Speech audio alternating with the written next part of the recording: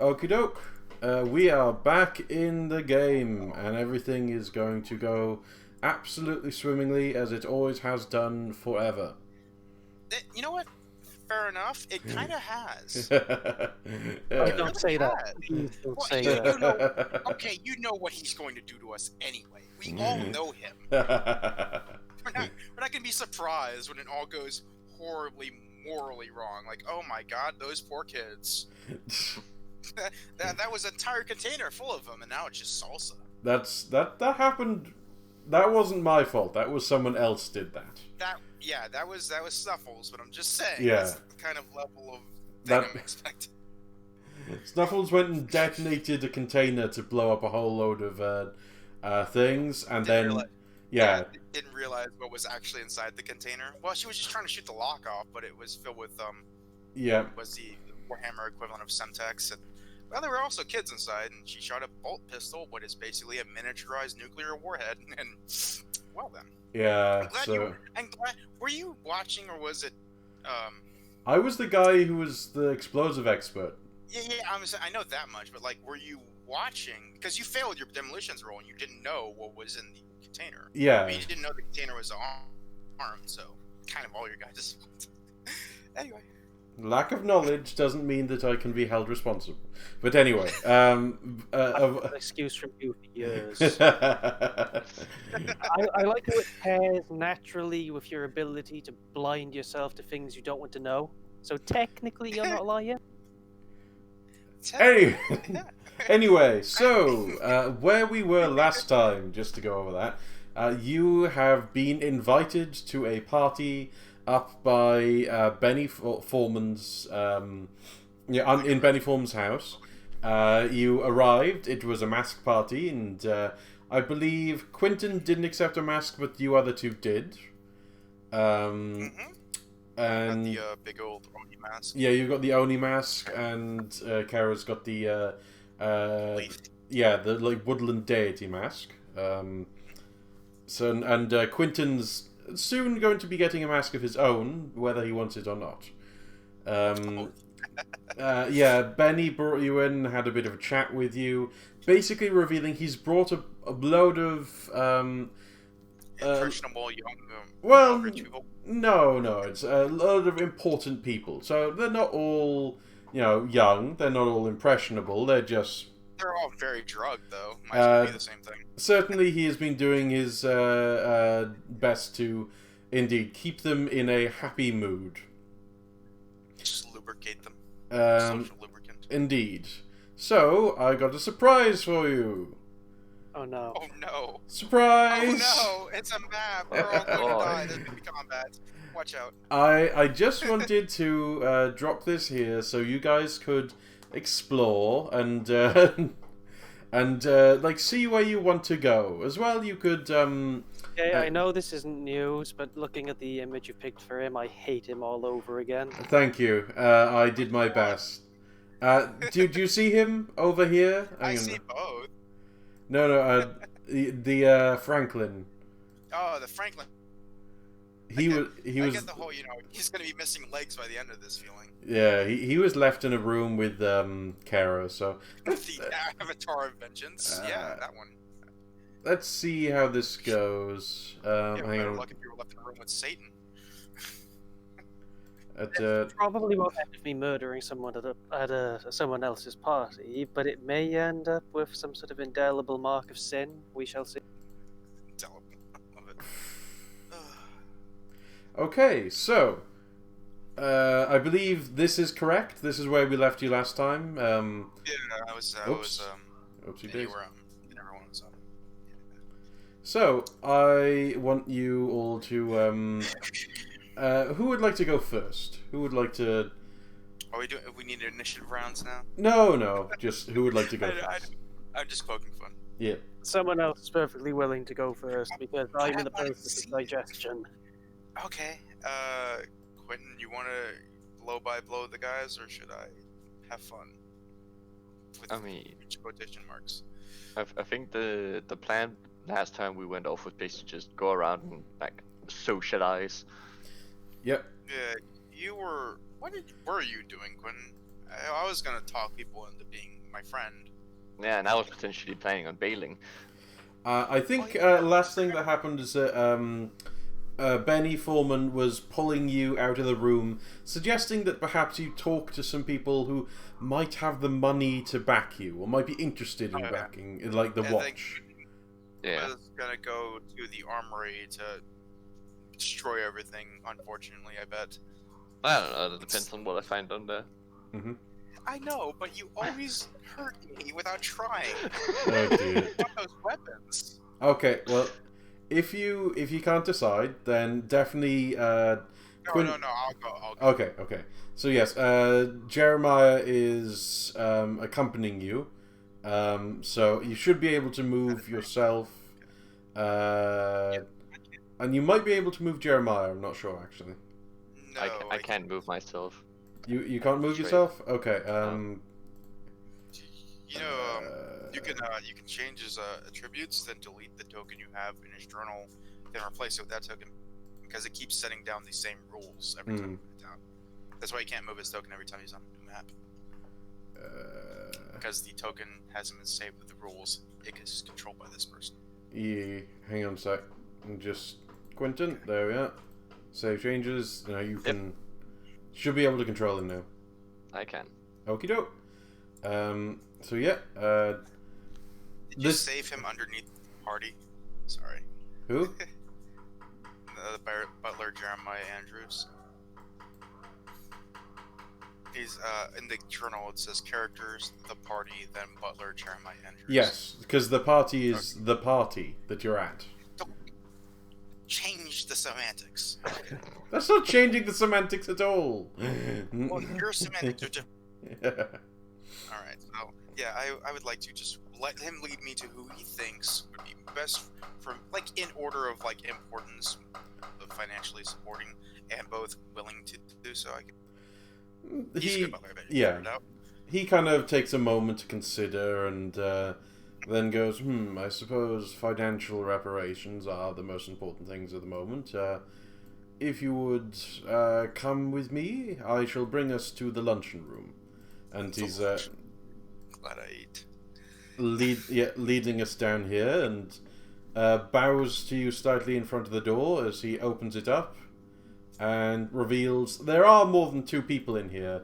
It is just that thing of like these are the kind of the people that might matter, if you know what I mean. So the room is generally filled with people who are walking around, having a discussion with others,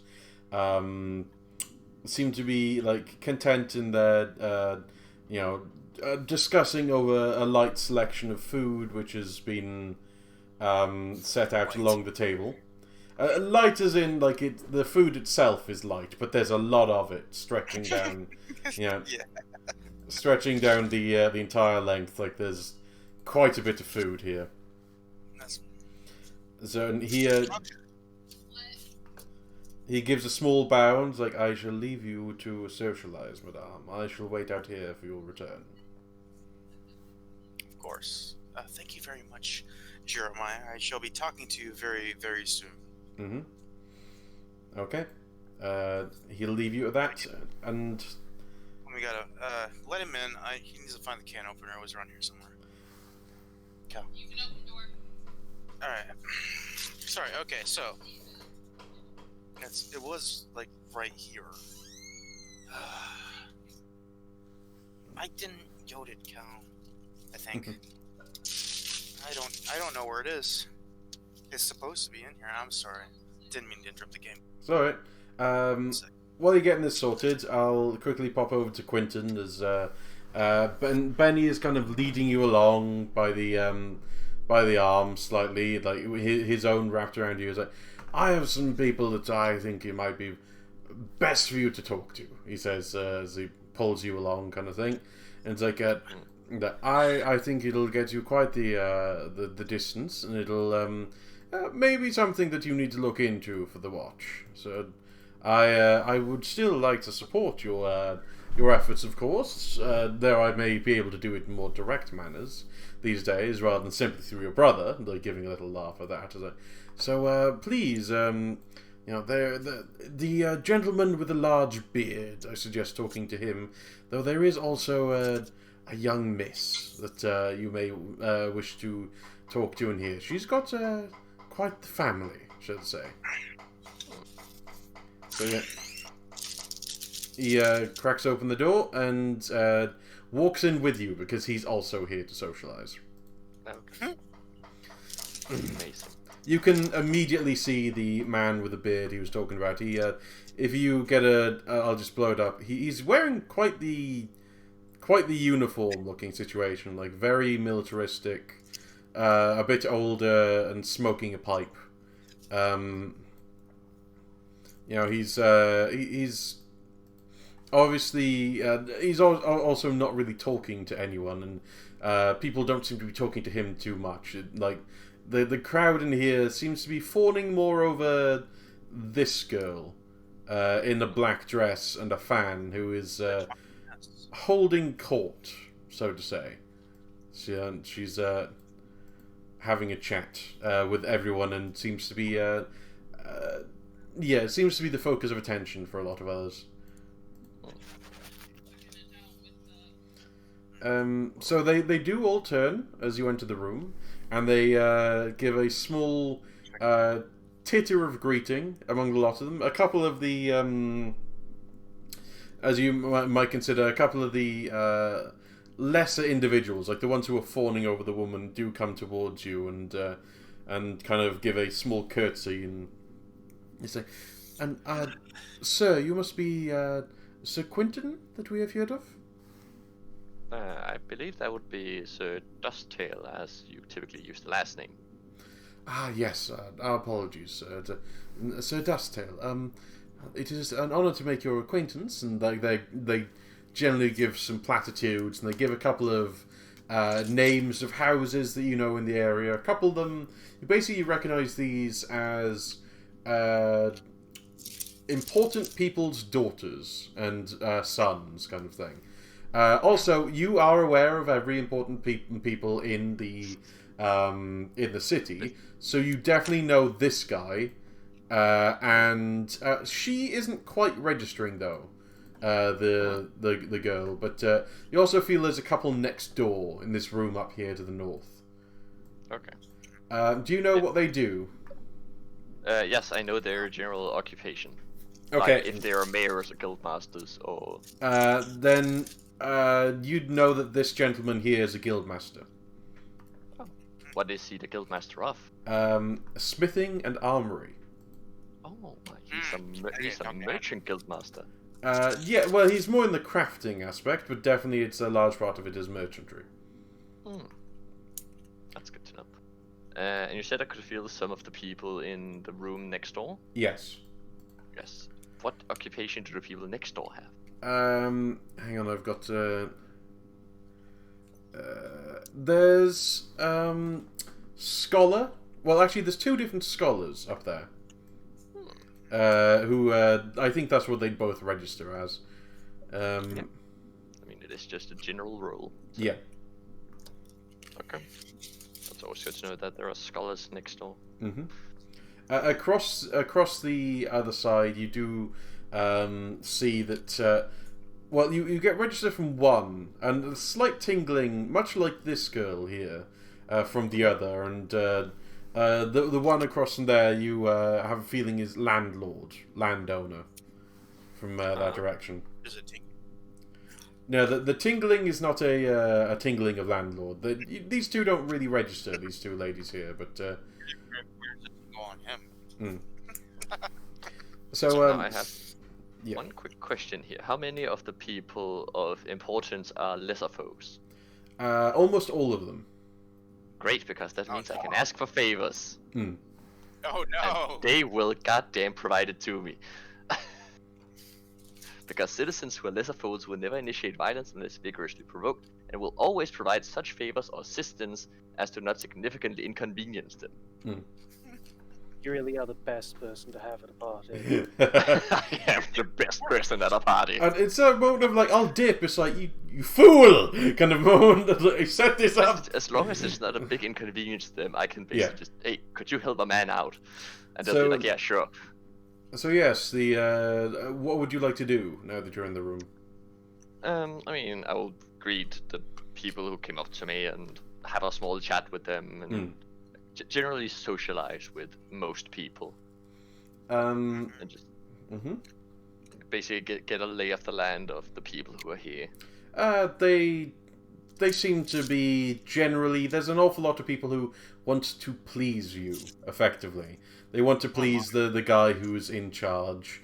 The lady to the south here, she seems a bit more withdrawn. You're not sure entirely if she's expecting you to come to her, or if she's kind of watching you to ascertain what kind of person you are. The guy here, would you know their names? Let me just quickly check here. Within the boundary. You automatically sense the major figures, the location, and the general role. Known officials. I don't think I actually know the name. I just know like where they are and what they do.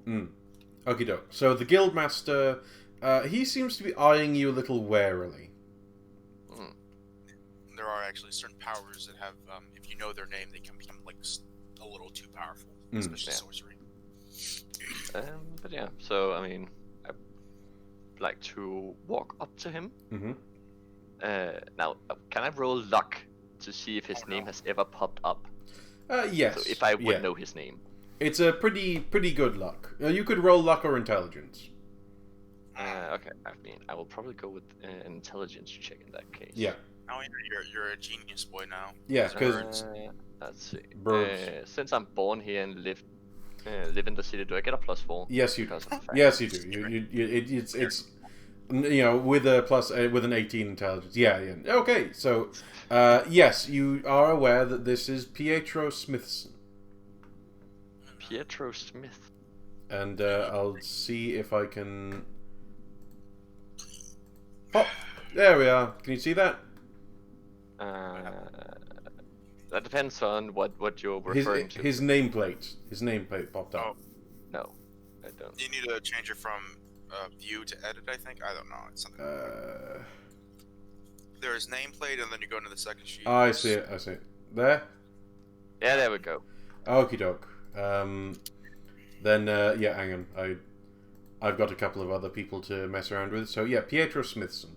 He, you know, when you approach him, he is friendly enough to stick out a hand towards you. I beat him to it because I put out my hand and say, "You must be Mr. Smithson." He takes the hand and shakes it, gives a little half smile around the pipe he's smoking. He's like, you seem to have gotten me beat to the honor, sir. I am indeed Mr. Smithson, and you're this Mr.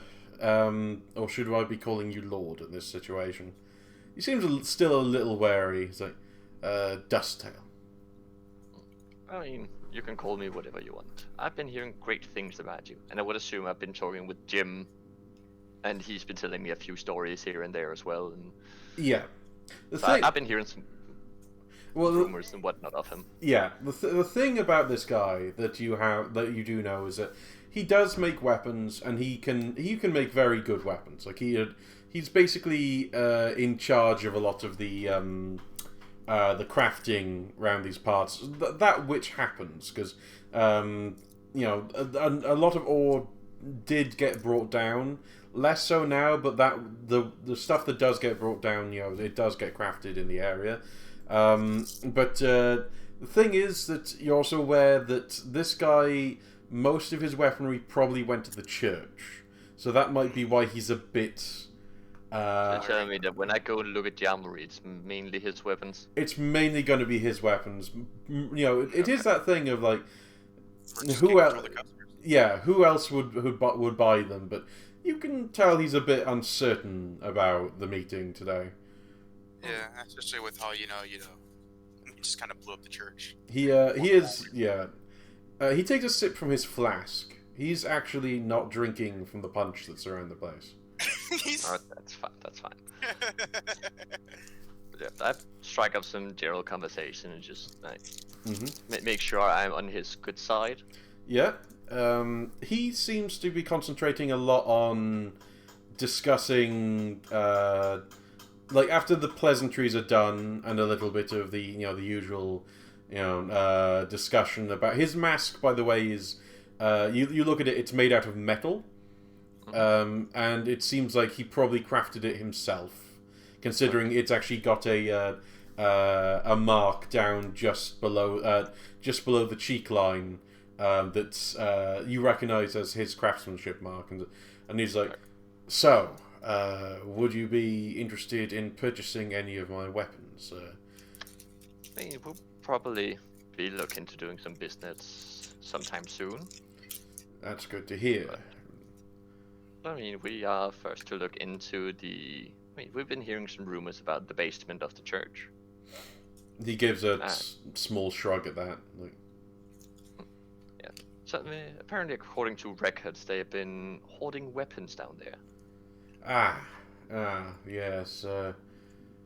Well, you most likely find some fine stuff down there. They bought good supplies. I would assume they've been dealing with you. Yes, not always myself personally. I only make a few items these days, under special duress, of course. But they have been buying some of the higher end gear for ourselves. I'm aware that your watch actually has been slightly underfunded in that regard, and he kind of pulls out a sheaf of paper. He's been doing his homework before this, and like a couple of purchases a few months back, they should be in shoddy work by now. Yes, but that's, as we said, we might be doing business with you, but plan right now would be to confiscate the weaponry and see if we can put it to use ourselves. Good thought. Good. He got paid, so it doesn't matter to him, I guess. No, that's good to hear. I was wondering if there was anything that you might want custom made. It's not uncommon for rulers to, of course, want a custom weapon of some kind. Me? Sorry. I mean, it might be something we can look into eventually, but as of right now, I think that's a talk for another day. Of course, sir. I don't think such a business talk belongs at the festivities that are going on here.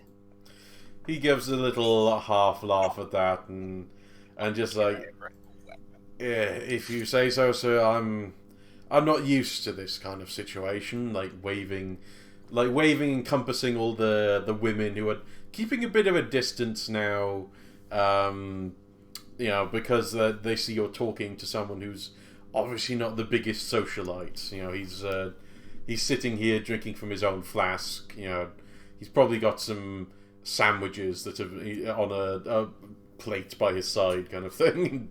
It's like, yes, are you much for this kind of thing? Nah, I would say I've been living some lower standards compared to this, so it's my first time being at such festivities. And I mean, the only real reason why I showed up was mainly due to the invitation from Benny and a nod up in his direction. Oh, it's Benny, is it? Is it like looking over towards Mr. Foreman, who's, gaggling around, and he's actually probably having a bit of a conversation with this lady down here. Yeah, seems to be getting on well with him. Honestly, I don't trust him. I'm not sure about you, but I know he's been doing something funny with the church for a while, and now that they're gone, he's straight into your pocket. Yes, I mean, we will of course be keeping an eye on him, and personally, I don't trust him either. And if I get the chance, I would love to see him removed. Good man. Damn, cold-blooded.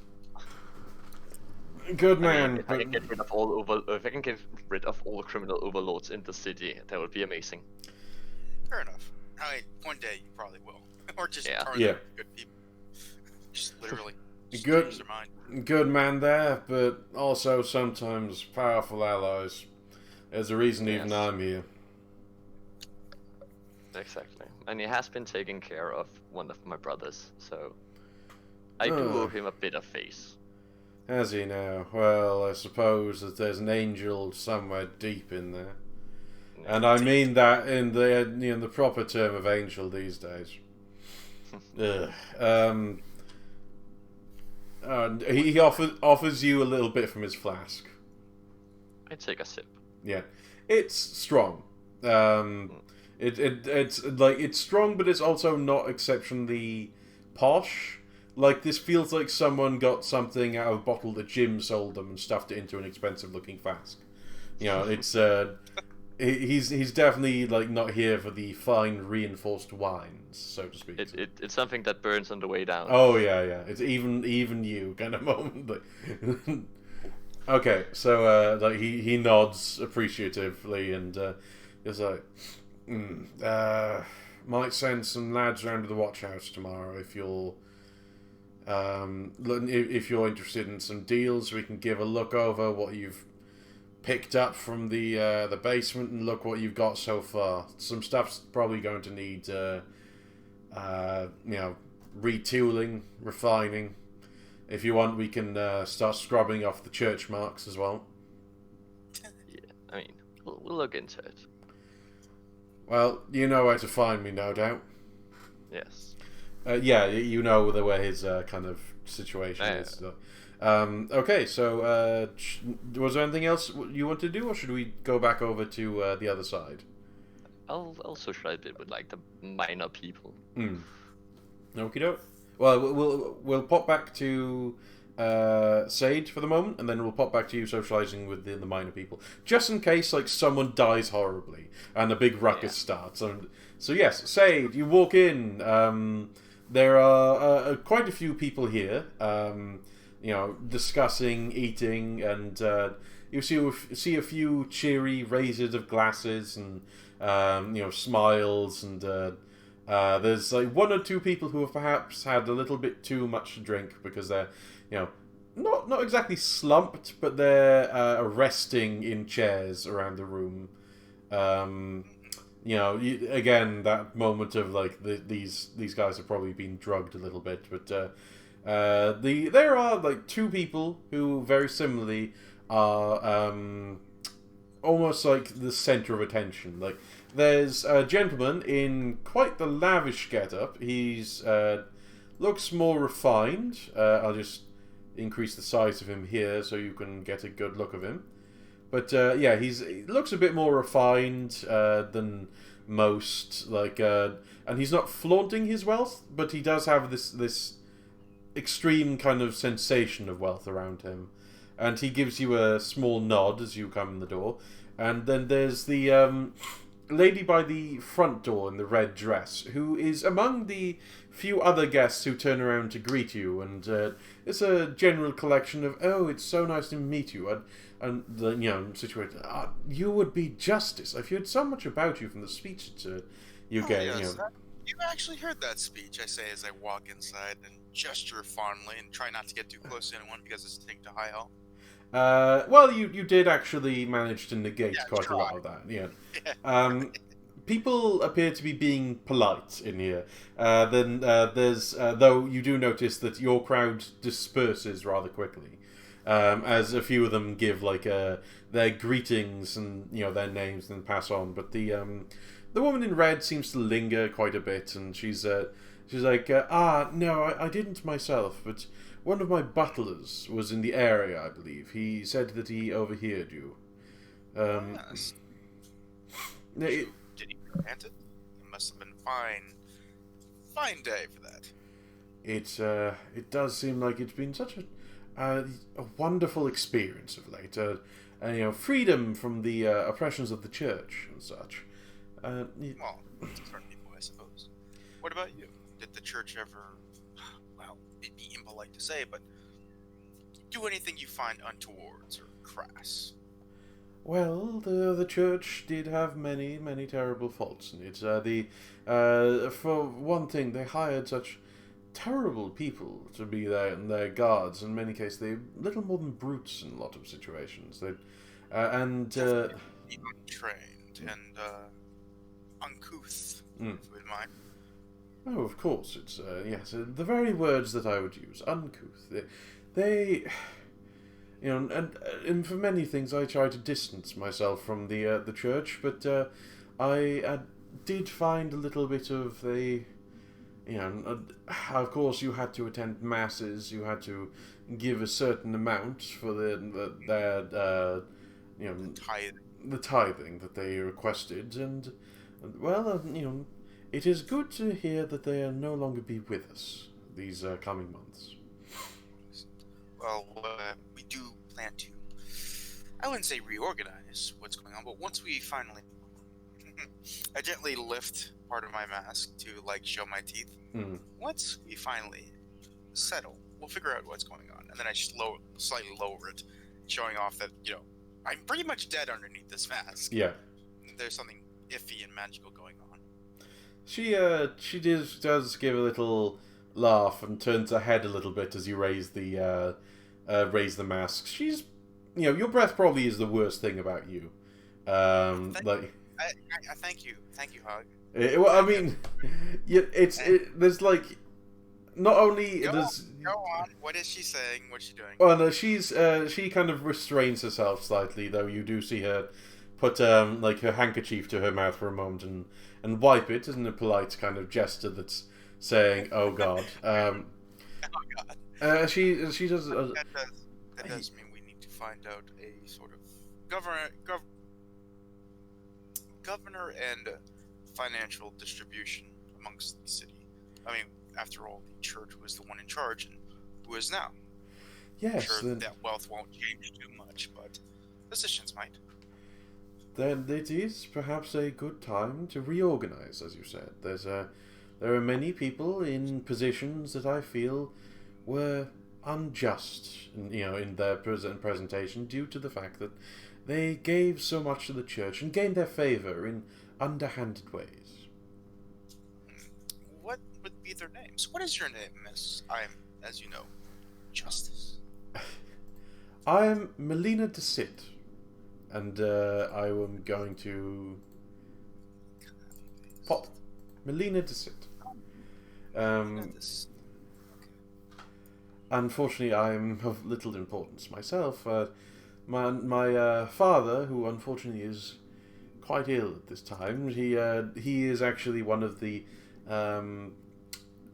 owners of the land around these parts. You see, in the upper echelons, as to say that he owns several of the larger housing districts here. My sister and I are both at the party, though she is in the drawing room at the moment. That's good to know. Never hurts to know a few people who might be able to help us figure out how to reorganize, as you said. I'm curious, do you have any of the names of these people who I wouldn't say underhandedly, but not genuinely try to position themselves within the church for the church's favor? Oh, I would hate to start to spread any rumors about the situation. She is looking around. A lot of people are giving her some interesting eyes in this room. I lean in gently, and I just gently pat her hand, try not to touch her too bad because I'm fucking filthy still. Don't worry about it. Well, you do have gloves at least. Yeah. So. Still, I'm disgusting. I'm gonna say, don't worry too much about it. Once we get, and I just show myself cleaned up properly. We'll see about talking more about it later. I have many people to talk to after all. And thank you, Melina. I don't mean to rush, but I do have things to do tonight. No, thank you very much for your time. Of course, if you would like to come round at any point for tea, and she gives you her address of the house, my sister and I would be eager to welcome you, I'm sure.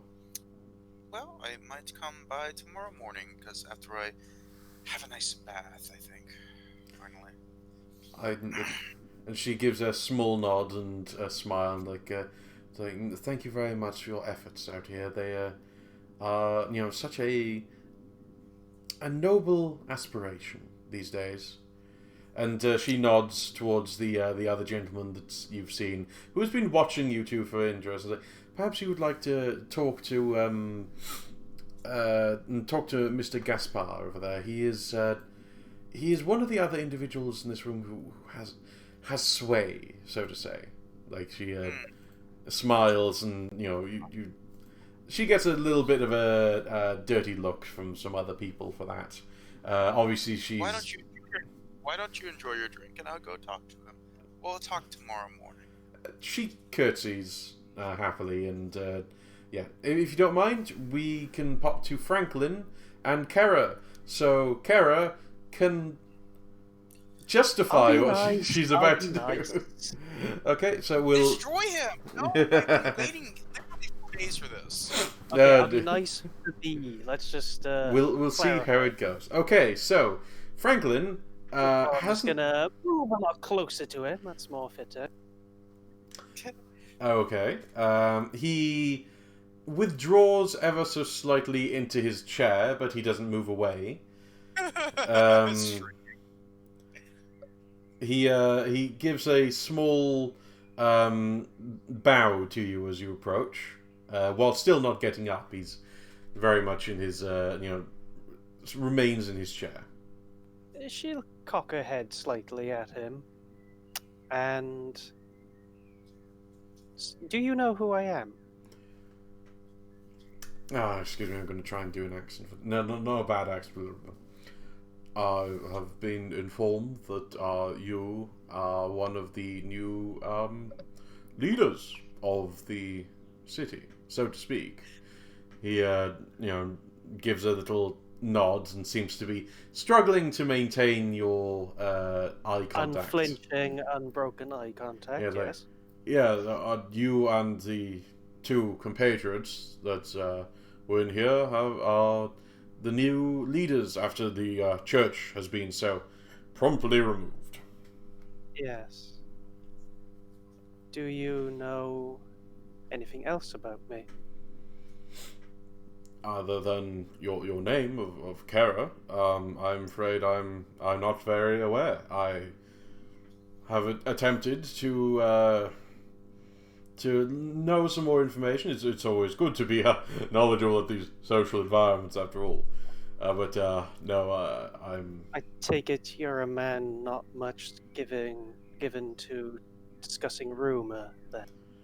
Oh, I try to remain pretty solid in my ordeals.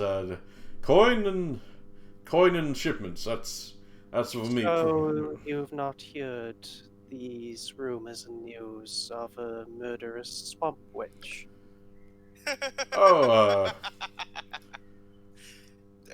He's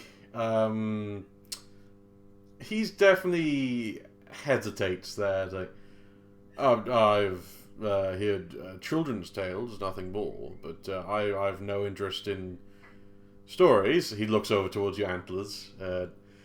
She'll continue staring at him, obviously knowing where the eyes are going. And so many of these stories do have a seed of truth at the heart of them. Shall we walk? He pauses for a moment, and then you see him reach down to the side of the chair, and he fiddles with something for a second, and then he pulls up a walking stick and very heavily pushes himself up, and you see that one of his legs is definitely not how it should be. It's like, please, lead the way. I will lead the way out of this room. I'll just move my little icon, and what's down to the left there? Do you mean in these areas? There. Oh, that is a servant's kind of little cubbyhole, most likely. I promise I'm not just looking for somewhere to quietly murder him. I am just looking for somewhere to have a quiet conversation. Yes. So I suppose we can talk as we walk. I'll just move along this corridor. He is rather slow. It's all right. We can take our time. Okay, and so, he seems reluctant to speak up, out of turn almost. Of course he does. So why don't you tell me about your initial interactions with our lovely church? The church, they came in, of course, many years ago. well, he kind of looks to the side, down towards his own leg, but he can't really see it over his own stomach. Like, they ascertained their power, and they rather took over, but they've been an appropriate ally in purchasing items, but not one you choose in the proper course of thing. He looks over his leg again and is like, there are very few people who get to choose who rules them. The people. So, but everyone can choose how they react to the circumstances thrust upon them. As we'll discuss a little more. But please, carry on. I'd like to hear the rest of your story. I was but a clerk when they first arrived, actually. Not a noble house myself. It's why you will be introduced to many people around these parts of the Decits, the Smithsons, the tenants. They are all in the area of this house, all eager to meet you, no doubt. But I am but Franklin. I'm afraid I have no surname for it, but yes, He kind of pauses for a moment and takes a deep breath, and it's a mixture between, like, saying something he knows might get him in trouble, and also he is a little bit out of breath, like he is unfit from this lack. Yeah. Fair enough. I'm still not going to slow. Well, I'll keep a fair pace. Yeah. And he's like, I of course utilized it. And when they came looking, not everyone was willing to offer them deals. Not everyone was willing to accept what had happened. I did. Now I'm here. Well, that does speak of your ability to go with which way the wind is blowing. Blood for the blood god. All in due time. He gives a small shrug and like, if people were incapable of doing that, I don't think any of them would be here to talk to you today. Perhaps not, though. Perhaps going forward things might be different. If given the chance to change the course of things, who wouldn't make the effort to do that?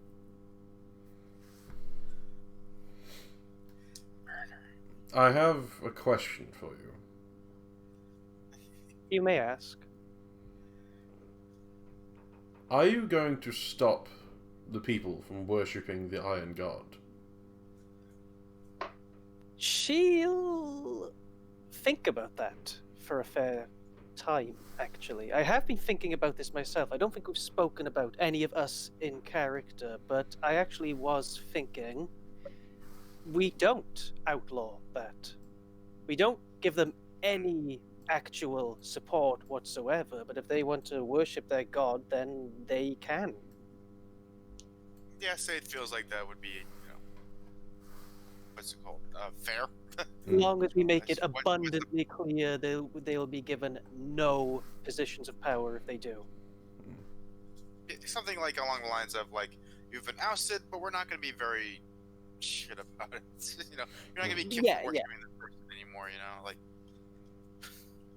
And just so we're all roughly along the same trajectory here, she will turn to him and say, that will depend on the individual, not the god they worship. It's on what they've done. Certainly. I can see the intention in that, though that may cause problems for yourself. Perhaps so. And it must be said, not all crimes are equal. There are ways to make reparations for sins committed. Shall we speak about your supplying operation? He gives a small shrug and certainly. Why didn't you tell me about it? Don Foreman was, well, I'll let you speak for yourself. And I'm sure you know very well that the truth is the best course in something like that. What more is there to say, really? I helped bring many things into the city, in fact, not just the sedative, which seems to be the hot button. We to that. What else did you bring? I think it's important to consider the whole, rather than just individual elements.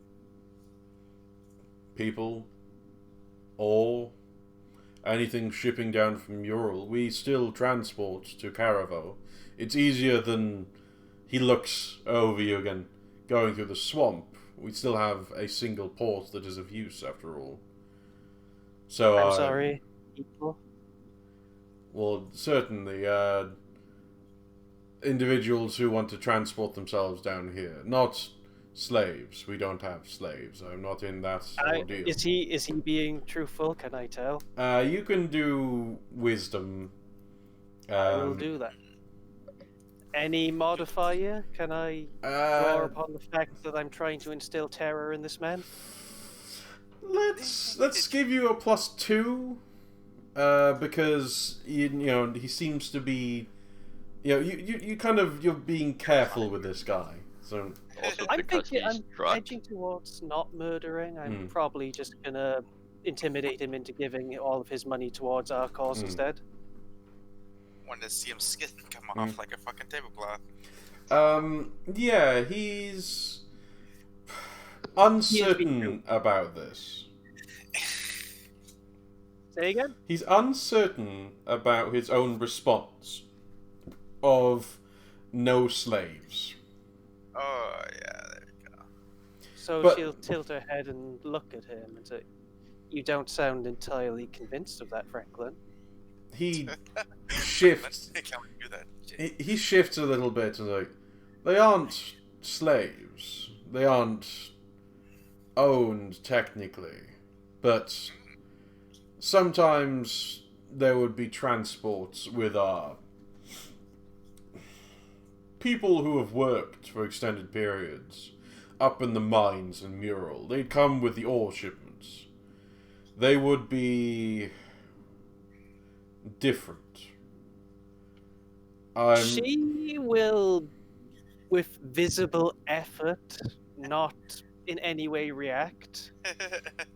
Like going that kind of stock still where you're trying not to kill someone. Yes. They almost seemed not quite human anymore. Oh, but they were. And he gives a nod to that. It's like, are not slaves, workers. They were still paid. I wonder what they'd say about all this if given a proper hearing to do so. Something to consider for another day. Why don't you tell me more about the sedative? He raises his hand like, that is the thing I'm concerned about most, madame. I think they would say nothing. They seemed beyond. That's all I can say in that situation. If there was a person that I could have saved, I would have borne more guilt in this idea, but there was something wrong with those people. Surely you've seen enough in recent days to know that there are miracles, especially when it comes to repairing damage to a hurt mind. We'll see what the future holds. Not back then. Now, tell me about the sedative. The sedative, I'm afraid I mostly dealt in the shipment of it. It came from a place called Pauldron. It's over towards the west of us. It went up to Mural for main distribution, and then they sold excess down towards us. I brought Did it we in. know it came from Pauldron? I don't see that anywhere here in my notes, but I may have just missed it. It's Benny Foreman told us something. Oh, about he poultry. did tell us. Okay, cool. Yeah. I remember as well. You got a letter from a letter that the guy had sent back from Pauldron. Yeah. And not only that, but there was a mention from Swift about people that were being taken out that way. The children were taking 2 children, I think. No, Wayward. That was it. So get them out of the city. Yeah. It's, I mostly dealt with the transportation. I'm afraid if you're looking for some kind of one-up over the church in other areas, I just dealt with the movement. But I could give you some names. I was going to say, surely you know who you dealt with. Yes, I will look through my records, and perhaps tomorrow I shall be able to provide you. Yes, do make it tomorrow. You know, he rubs his head slightly, and I will admit I feel slightly dizzy today. There are far worse things you could be, Franklin. Especially right this moment. So he looks you over, and he is basically looking at you like someone's waving a knife at him. He's like, I'm fully aware, Mom. Yes, so we should.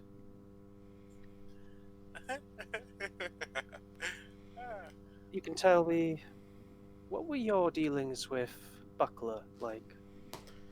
Buckler, You seem like a straight-talking man in many ways. I'd like to hear your take on the guy. I never really dealt much with Buckler directly, I'm afraid. His underlings.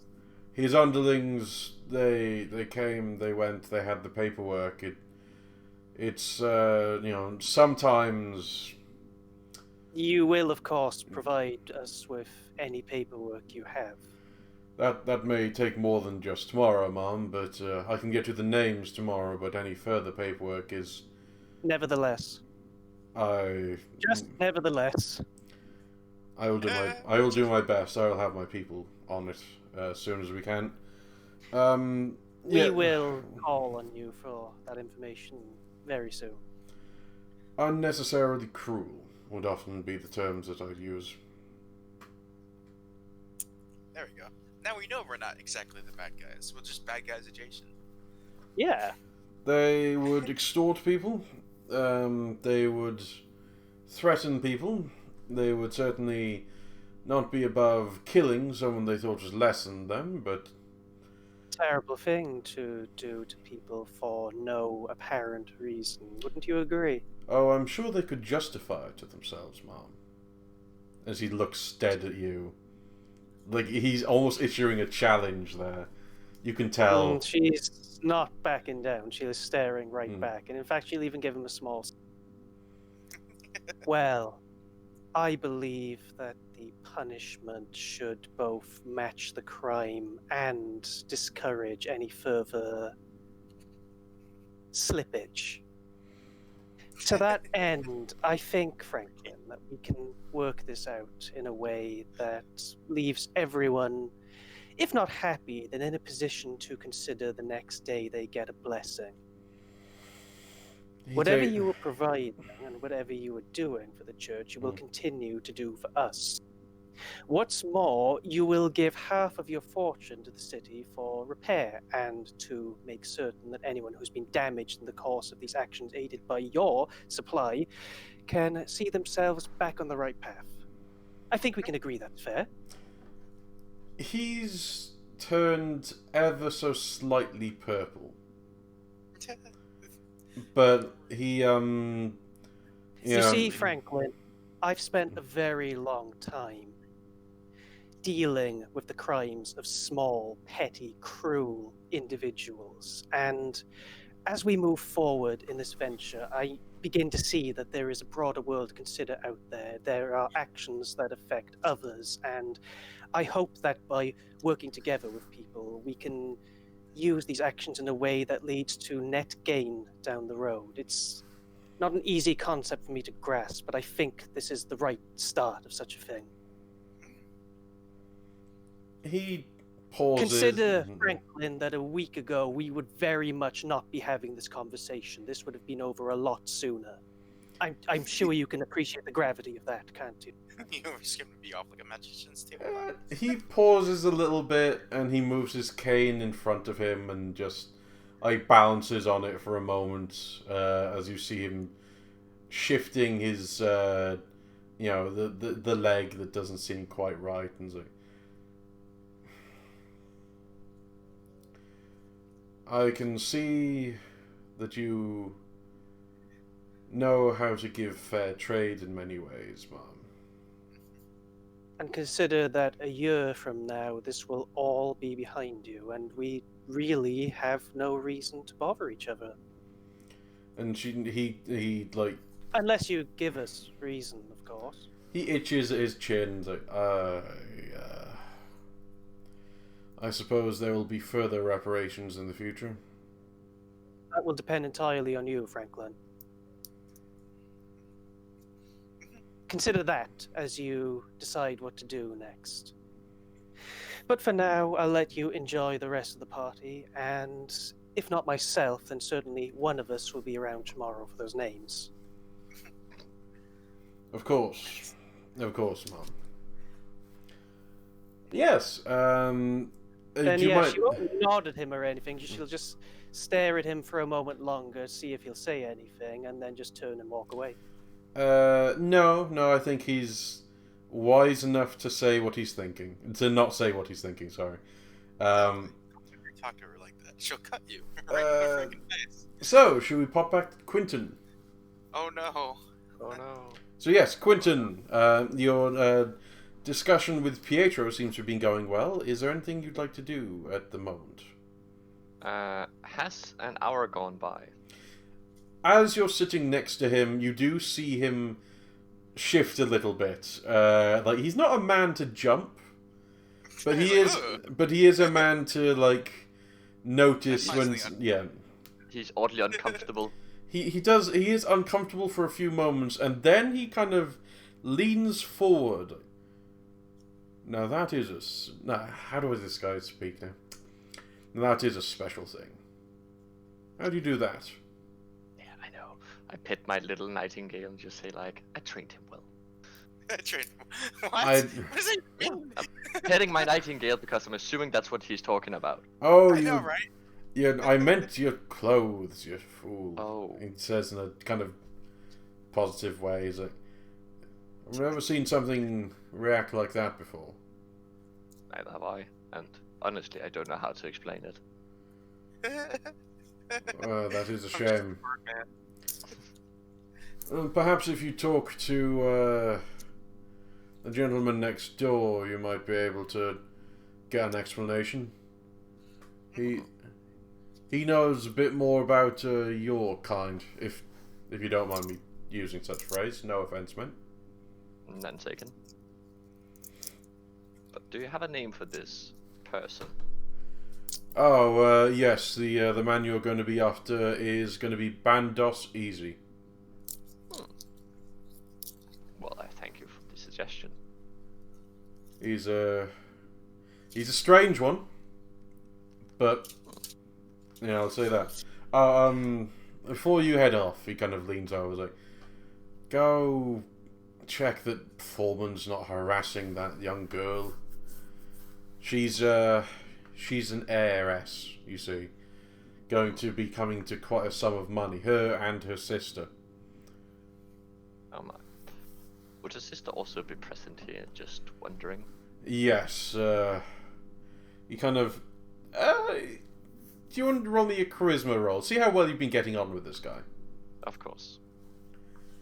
Charisma. Do I get any modifiers? That's +2, since you've had a decent kind of conversation with him.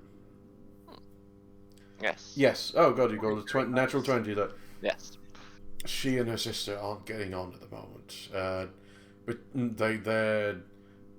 they're raised as noble kids. Not like the basic people, but there's quite the fortune that's going to be split between them if they,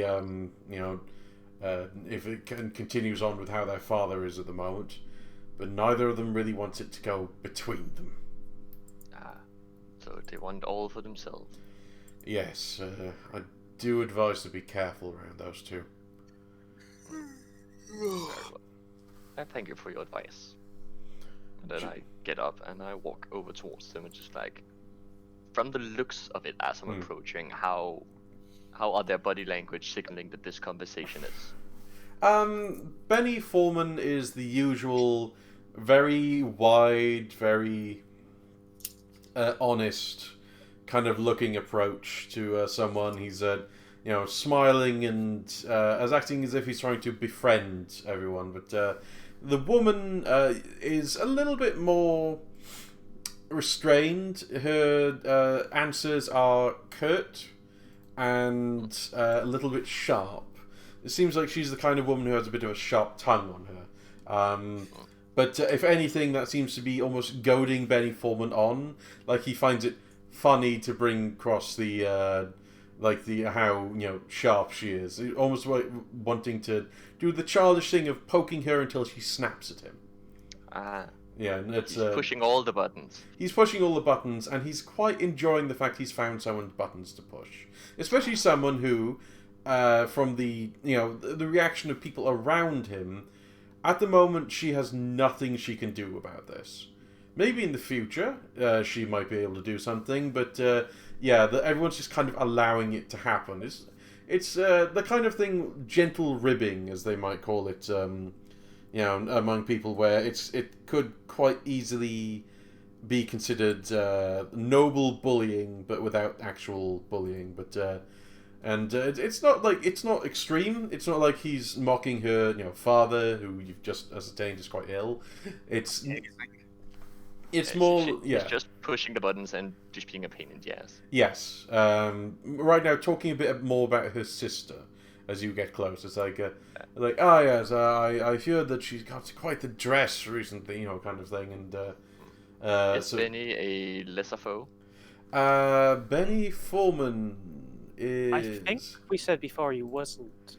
We're level 3 right now.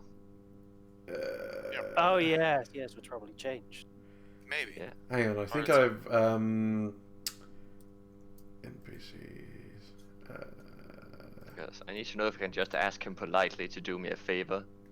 Yes, I'm afraid at the moment he is still not a lesser foe. Damn. So yeah. Benny tough though. Benny has I actually forgot to change him over. He's based on pretty much the same stats as Horatio Switch, because why not? Benny's quite the counterparts in every way. But yes. I didn't get her name from Pietro. No, was it? But as you get close, Benny Foreman does open his arms and that same kind of very very large smile that he gives, and it's yes, the man of the hour. This is this here is Miss. Hang on, just find her name. Give it. Even though I'm wearing a mask, I'm like the smile and just like the oh god, why am I doing this face behind the mask? Yeah. This here is Miss Atella Decit. She's a noble woman, up and coming. Let me tell you. He says he's getting daggers from her eyes in the back, but he's not caring a single thing. If you've ever looked for a finer woman, then please, have a talk to Atella Decit. Her and her sister, another dagger, is and are quite the catch, so to speak. If you have any interest in that kind of thing. Well, thank you for the introduction. And could I ask you about a smaller favor, Mr. Foreman? Could you go check on Kara and Franklin? Of course, I'll go check. I might have to get Jeremiah. Jokes on all of you. I didn't kill a guy. I just threatened him. Yeah. I know, right? I'm so disappointed in you, Kara. Jeez. Technically, I would know if I had been listening in on your conversation. Yeah. So, it's please. And she, Atella, as he walks away, waits until the door is closed and then turns to you. She doesn't seem to have, lost her composure. She's still very upright and very firm in her actions, but she's, she closes her fan rather sharply. It's like, my thanks, sir. You, have bothered me of a unfortunate bugbear that has been sitting on my shoulders for a while. No problem. You are... Yes.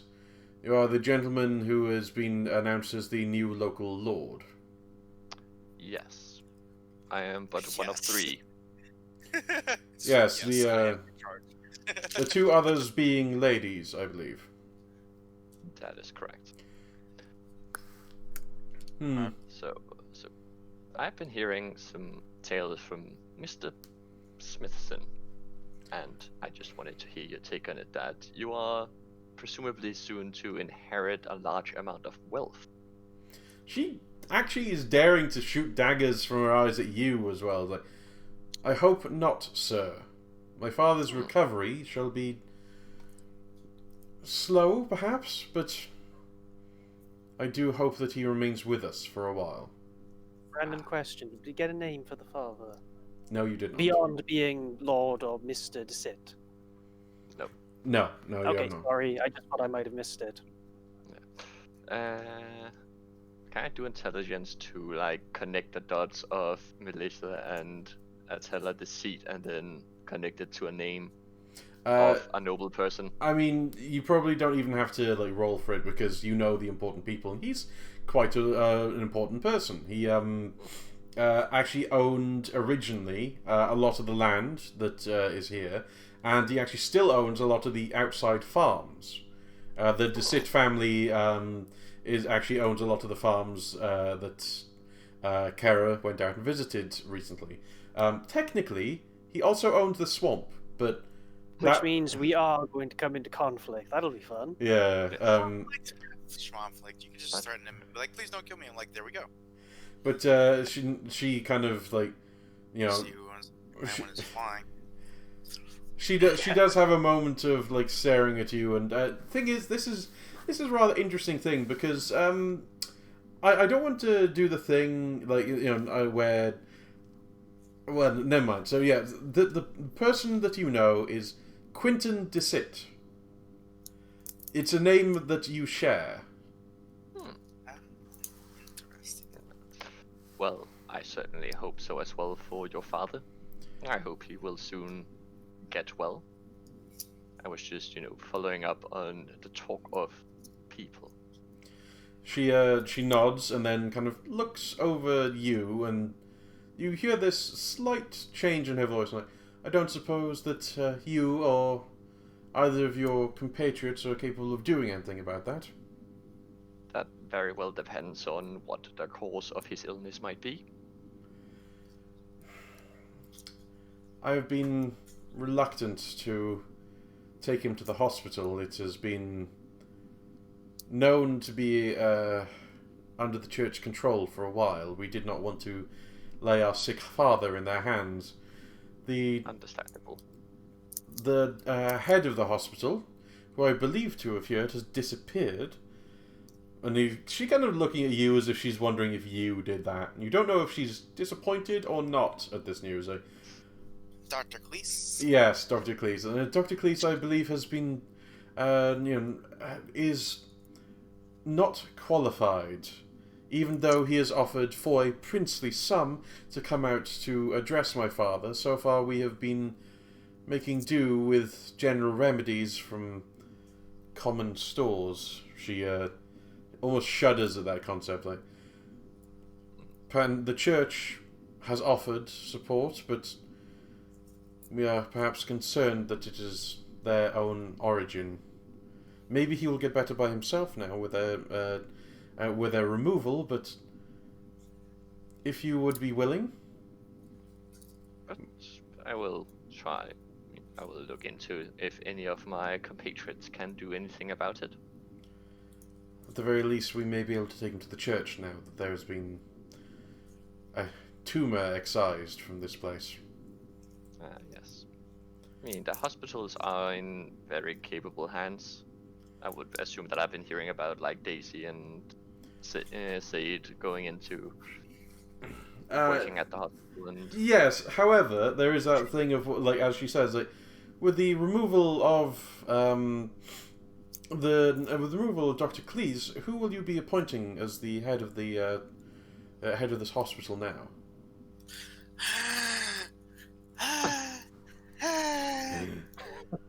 I put another reference here.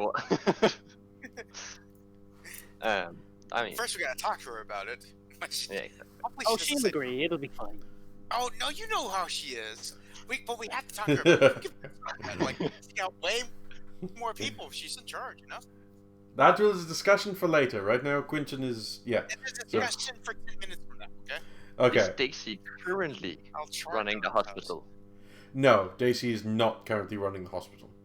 No, Who is currently Not even de in charge facto? of the hospital? That is something you guys haven't actually looked up. Oh, well, I would just assume somebody took control. Yeah, you would assume that somebody just took control, wouldn't you? But Yeah. yeah, it's the thing is. And what normally happens when you're making a leader is somebody typically steps up. Okay, so Atella, like so how do you respond to Atella? I mean, right now we have no current plans for any. Will of course need to be discussed with my compatriots as well for who will be the best. What's it called? The best, not the best patron, but the best. What's the word? No, what's it called when? When you know the Danish word but you don't know the English word for it. Describe it. It's not a participant. It's the best applicant. Applicant, yeah, applicant would work. It's applicant. Yeah. Yeah. And so yeah, who the best applicant for the position will be? Atella kind of pauses and is like, I would like to offer my own services. Oh, are you trained in the art of medicine?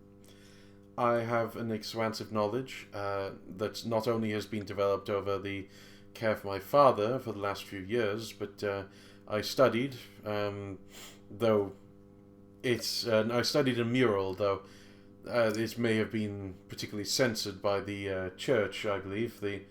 I have taken a lot of time to learn the methods. I am just not one who was willing to take a step into the church's domain in the hospital. Now, I understand. I understand that, of course, some may frown upon me doing such a thing. However, I would like to suggest that an individual, the director of a hospital, need not know directly medicine, but how to care and monitor for the hospital itself. We are not here to take first hand into it. I believe that is one of the many failings that Dr. Cleese had. He spent his time acting as a mere doctor rather than the director of a large institute, one that failed to grow and, if anything, suffered under his support. We could give them both equal control of it and or we make could just it. have her in charge of the business side and the, you know what I mean? Give them both equal power. They can't make a decision about the others agreeing, and if they can't come to a decision, we intervene.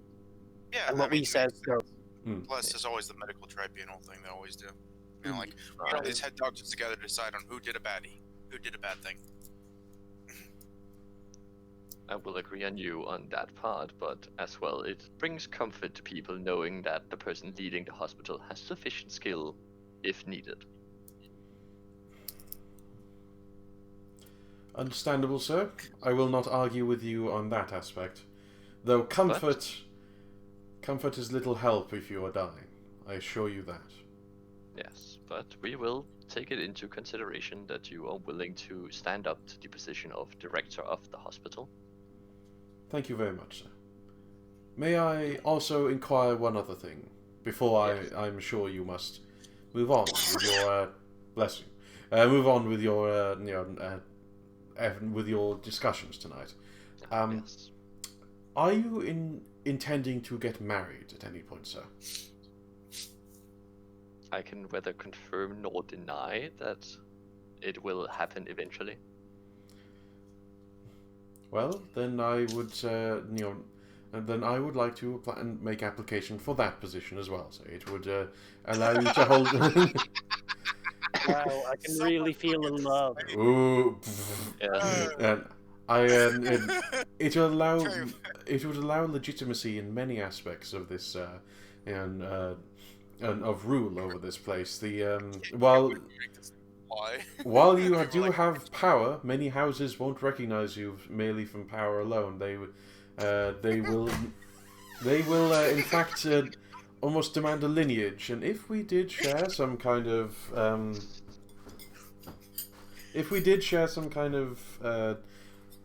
marital conjunction, sir, then it would settle many potential disputes that you would have over the ownership of this land. My family is one of the oldest in the area. I'm just saying, I could threaten to end all their lines if they don't stop that dynastic bullshit. Or like unmake all their lands into something else with the flick snap of our fingers. I literally have a gift. I can take a gift in cities that literally make everybody in the city recognize me as the ruler. Oh, that's good. I Do know, that right? instead. It's so ridiculous how like they're like, yes, mortal issues. And I'm like, what? you're gonna come to us with complaints? All I can present you with are mortal issues, alright? But I will. At the very least, I thought this would be fucking funny. But I'm thinking, I can barely contain myself. It's like, oh, they're not gonna believe in you. Oh, you say that, right? You say that they won't recognize our power. He deserves credit for chutzpah, at least. That's true. You know what? Do marry her. Just twist it on everyone's head when you're just like, oh yes, I'm also a god, guys. I mean, I will be keeping it in mind for now. And should it be relevant, actually, I will be coming back. It's actually something that Sade's been thinking a lot of because of the whole hair thing. Anyway. So, well, are you aware of where my residence is? Yes, I do believe I know your residence, and then because I assume I would know where her father is located. Yes, you can sense it right now. Yeah, exactly. So I basically just give her that location, and is that correct? So yes, I do hope to hear from you soon.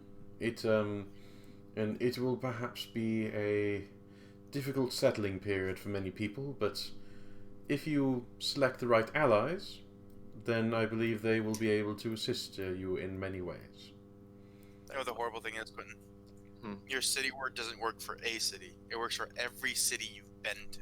Yep. Yes. Meaning that everything, like back there, that fucking, what was it called, Three-Port, while you're in Merrill, and like taking over that city. Like, oh yeah, I can also sense and do shit to that place too while I'm over here. Yep. Oh my god, I was worried about that, so that actually goes a long way to settling the mind. Yep. Yeah, every city he goes to, he can sense major things, affect major things about the city he's already been to as well. It's like we're gods or something. Oh yeah, it's like we're gods. Yeah. Or something, you know, right? But yeah, so for now I will, if you will have me excuse, I will be leaving. I have some other matters to attend to, but I will be leaving with one final parting gift. And then I would like to walk over to the window and open the window and summon basically, yes, I would like to have like several nightingales singing in a choir. Oh god, why are you like this? Why? Like, I love it. It's great. You get a what's your problem with birds? I don't have a problem with birds. It's just like you use them so much. He literally has the word birds. What's he meant to do? Don't start with me, okay? What is the other words he has? I don't know at this moment. City at night. Bird, city, and night, and he uses all of them too. I'm just saying, like, every now and then I was like, let me turn him into a bird. I'm like, why? Why would you do that? It's the power But of yes, bird. I will still be summoning a choir of birds. Okie doke. So yeah, there's like a gathering of interested individuals, but Atella does keep at a distance, kind of thing, as she, she's she's kind of listening to you and like smiles a little as she sees all the birds. She remains a little bit of a distance. And then I would like to give her like a small bow, and then let's see, how creepy should we be here? Oh dear. The question is, do I face through the wall, or do I actually go out into the hallway, up the goddamn hallway, and in the next door? Man, show these fucking mortals what they're dealing with. Yeah, I mean, I'll probably just through the ceiling. Yeah, I'm gonna go through here, and then I'm gonna walk into the next room. Okay, could you disconnect and connect again, Fox? I'm getting a very weird sound. I think it's coming from you. How about you go to bed? I can't at the moment. Hello. Did you do it? Because Yeah. no, I'm still getting the noise. It might just be. What is the noise? I think it just might be my headphones actually. I can't. What it's worth, I can't hear anything. Okay, no, I think it's the headphones. Okay, Sade, what would you like to do? All right, I forgot I was at this party. Yes, sorry. I genuinely forgot. Yeah, I'm gonna. Fuck, I don't even know, man. I've lost track of what I was doing. They did introduce you to Gaspar Tennant over here. Oh yeah, why am I talking this dickbag again? Well, you said you wanted anyway. to. You said you wanted to get, information and potential support. Yeah. He owns loads of housing blocks. Was that right? Mm-hmm. Yeah, but I'm starting to get the feeling that all I need is a bunch of weapons and I'll be fine. Anyway, like, who cares about support when I could just make them do things? Sorry. Let's not go crazy with power or anything. Mm. I'm already crazy with power. I don't even think the law applies to me, and that's why I need to, like, morally regulate myself. Anyway. Because it doesn't. Like, law is devised by the societal's power over the citizens. And society doesn't have any sway over her at all. Everyone, none of us. And it just doesn't apply to us. We're not part of society. We're like above it in a sense because they just can't. It can't enforce its laws on us. It can't threaten us in any way. Anyway, I'm sorry. I don't. Please don't say those things because he can hear you and he will make you regret it. Hello. I know he's listening. Shut up. Anyway, so I'm gonna talk to this guy. I'll frickin' Third Amendment you. But so yeah, he he is kind of standing there and gives a small bow as you approach. Hello, I'm Justice. He do you offer him a hand or? Absolutely not. I gently wave my hand and then I kind of like flutter my fingers towards my neck as if to say, you know why. So he kind of smiles slightly. He's like, ah yes, I have heard many things about you. I am Gaspar Tennant. It has not been a long time since I have arrived here. In fact, I feel that I am perhaps at a bit of a loss among the people here. You see, I am not one of the original members of this place. I actually first arrived with the church. So you're telling me you come from another land? Country? I was actually unlucky to be, shall we say, in their firing line when they first arrived. I saw the many ships they arrived in. They found me floating adrift after a terrible accident. They took me in. They cared for me on the way to these shores. And once they decided that I was able to defend myself, they set me free into this place.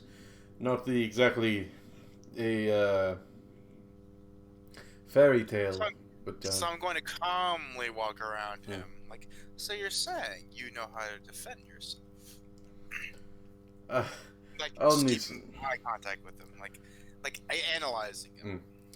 Only slightly. I am one who, in the chaos, I went out and found many ways to survive. I have a few questions for you, Gaspar. I don't mean to jump to any conclusions, but this accident, did you die?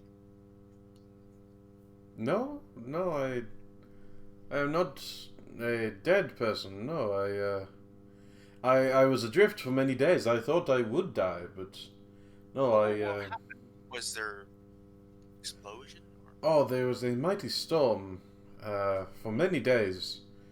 I had a crew with me, and we were delivering some truly incredible items, but the massive storm, took my ship apart piece by piece until we were just a toy being thrown around.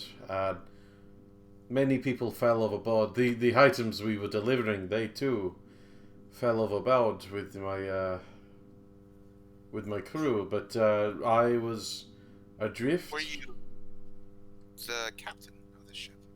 I was the first mate. The captain went overboard, clutching onto the items. That must have been awful. Are you still bothered by the sea at all? I do not tend to go there, but if I was bothered by a sea, I would not be living in a place called Threeport. Let me tell you, I was a sailor because I love the sea, and part of me still does, even though I've seen the worst that she can throw at you. You know, I'm very curious, Gaspar. I've noticed there's strange goings-ons lately, especially with the whole war of 8 years ago and the subsequent things that have happened since then. I've been away since the start of the war. Not very around, I would say. Very secluded. Perhaps even entombed, one might say. And I've noticed that things have changed, obviously. But I've never seen any exemplar what's the word? Examples. I've never seen exemplar examples. As in, I've seen feats of strength and magic and all things inside Threeport, but I've never heard of anywhere else being crazy. And now I'm hearing of you, Gaspar, who suddenly survived a thing that probably killed everyone aboard your ship. No offense, I don't mean to bring those memories, but killing everyone, being saved by the Iron General, being brought to a new land, and then you're a lord, a landlord, what's it they say?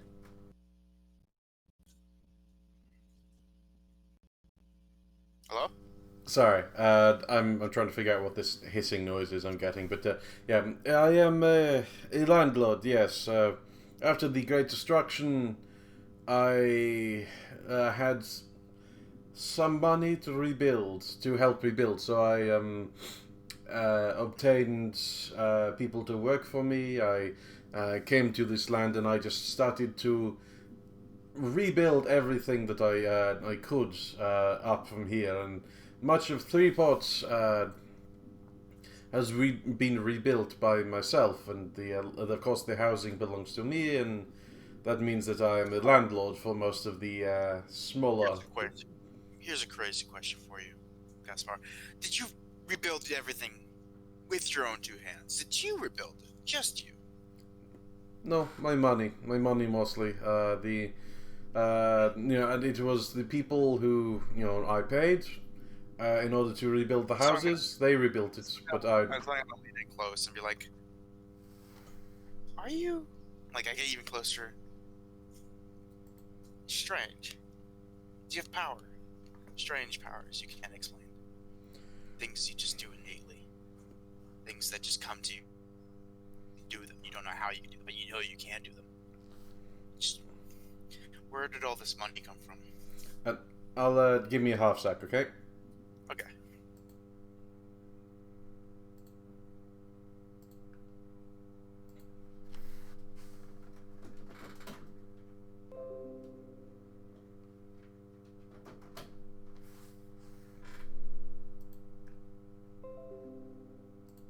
Suspicious. Sorry about that. There's something about being lost at sea that really, like, that doesn't seem like that would ever happen to anyone. He kind of pauses and frowns a little and is like, no, perhaps I am blessed with luck. As you see, with the bad luck of the sea, I still managed to survive, and after that, being found by ships, and the luck of the grace that they gave me in the church. I mean, I'm aware of your own distaste towards the church, madame, but... No. My distaste isn't towards the church. They do a lot of bad things. And bad people. I don't like them very much, in general. People that hurt people for selfish reasons. People that do things they know they shouldn't do and do them anyway. I just like them, and that kind of overlaps with the church a bit. Yes, I have to get going, really, but I have a very important question for you. Where did your money come from? Just in general, are you just a merchant? Did you just get lucky there, too? I followed after the armies. I found those that survived. I traded with them, with supplies that I had either been given or I had found. I tried not to... Well, yes, sometimes... Oh, yeah, they leave behind things, I see. They leave behind many things. So many terrible people at this party. So you just... How did I put it? You're lucky, and you're lucky, and you're lucky, and now you're wealthy, and... I don't know. You're very curious, Gaspar. I've seen a lot of things the last 9-10 days. A lot of interesting things. Things I can't explain at all. At all. There's no words. There's no bard out there that could even write a poem about this. It's too fantastical. Yet, out of everything I've seen, everything I've done, I think your story is probably the most fascinating thing I've ever heard. At least in the last 10 days. And trust me, I've been very busy. I would disagree, Mum. Your own story is incredible. That I've heard. I want to keep you close, Gaspar, just on the off chance someone else noticed as well. Can you come by the watch building later, perhaps in the afternoon, after I have a bath? Yes, of course. I will come by in the afternoon. But perhaps if you are intending to go to Mr. Sitz, he waves because he could hear the conversation you had earlier. He's like, if you're intending to go there for tea, I could always join you on that day. I spread my arms like Mr. Sitz. Do you mind? She waves around. Like, I welcome any of your friends, my Miss Justice. And please, if you have business with Gaspar, then I would be more than happy to throw a party for the lot of us. Okay, well then I offer my hand to Gaspar to actually shake, like full-on arm, wrist shake kind of thing, like a warrior shake. Okay. Well, you would be surprised as he gently takes your hand, raises it to his lips, and kisses it. Oh gosh, I get all fluttery. I'm like, well, we are friends, aren't we? I gotta go, and I literally vault over the table and run out of the room because I have no sense of propriety. I'm just trying my best. Nope, I'm leaving. I have butterflies. I run into the hallway. I run into Jeremiah. I close the door behind me. Jeremiah. Yes, miss. How do you if you were a young lady, just picture it, what would you do if a cute guy kissed your hand? He pauses and he looks you up and down for a moment and if it were me, madame, then I would be taking it as a sign of a potential courting.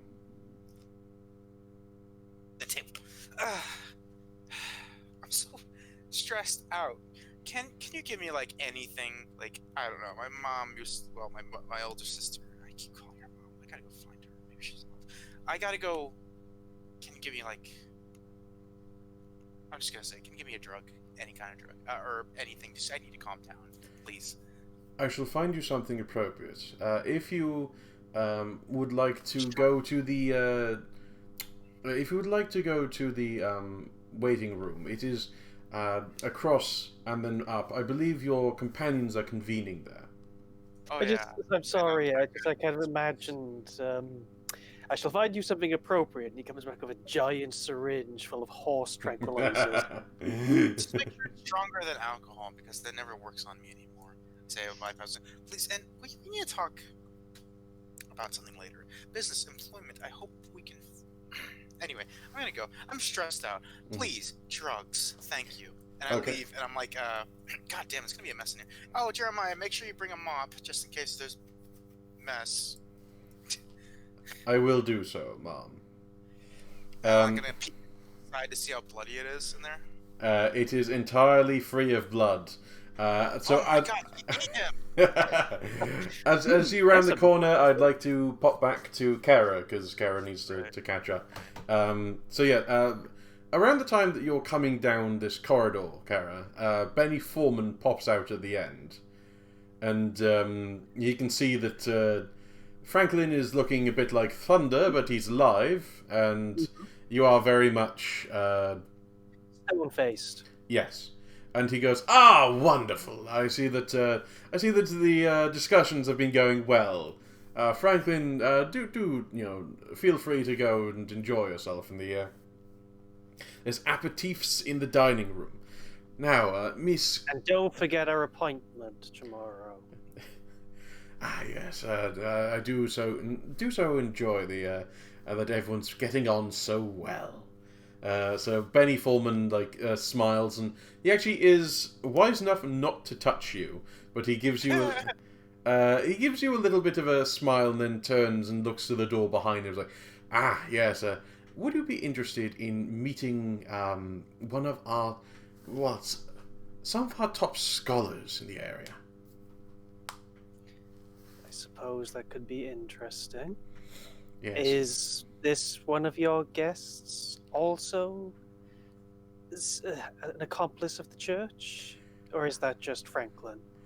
Well, I could say that anyone who has been living in the city for long enough is an accomplice of the church. How interesting that you feel that way. Is it? Do you Perhaps not? we should have a chat about that later. But yes, for now, show me to your scholar. Scholars, I'm afraid. Now, please come this way. So yeah, he opens the door, and we're basically going to gather everyone into the same room this time, if that's okay. So when I bypass Franklin, I'm gonna be like, "What the hell? He's still alive?" Yeah. I give him like a point at him as I pass him. I'm like, "How are you still alive?" But I don't wait for the question to be answered. You see, he's too busy trying to roll a cigarette with one hand, while the other hand's on his cane. So I openly question myself, how are you still alive? So yeah. Huh. And anyway, so yeah, there. Yep. So they're all together at roughly the same time. So you enter and then see Quentin just walk through the wall. Hi, Quentin. So and you've also a lot of you just kind of arrive about in time to hear the middle to end of a quite powerful argument, and between two figures over in the corner here, who are both sitting. So it's not like they're not standing and stalking about kind of argument. They're both So they you can see one of them is a older woman in a fine dress, but restrained dress, that she's not obviously she's conservative. And a younger to middle-aged man who... this guy. Yes, this guy. And he's a bit more... he's got a bit more finery, but it seems older, like he hasn't bought anything for a while. And his things are a bit more... it seems like he's come from a fine family, but he's just not been looking after himself very much, especially because he doesn't seem to have shaved very well for this meeting. So the argument as you come in and is actually about you lot, because as you come in, they're sitting there going between the two of them, which is like, I'm saying that it is quite the interesting aspect of being coming from. There could be many different ways that this could play out, and I'm saying that in the true absolute form of it, this will not change a single jot. As new as they may be, this seems to have the same kind of reading that the original church did, and that means that they got the same potential, potential method of just being exactly as. Oh, hello. So as you were saying, potential method of being exactly the same.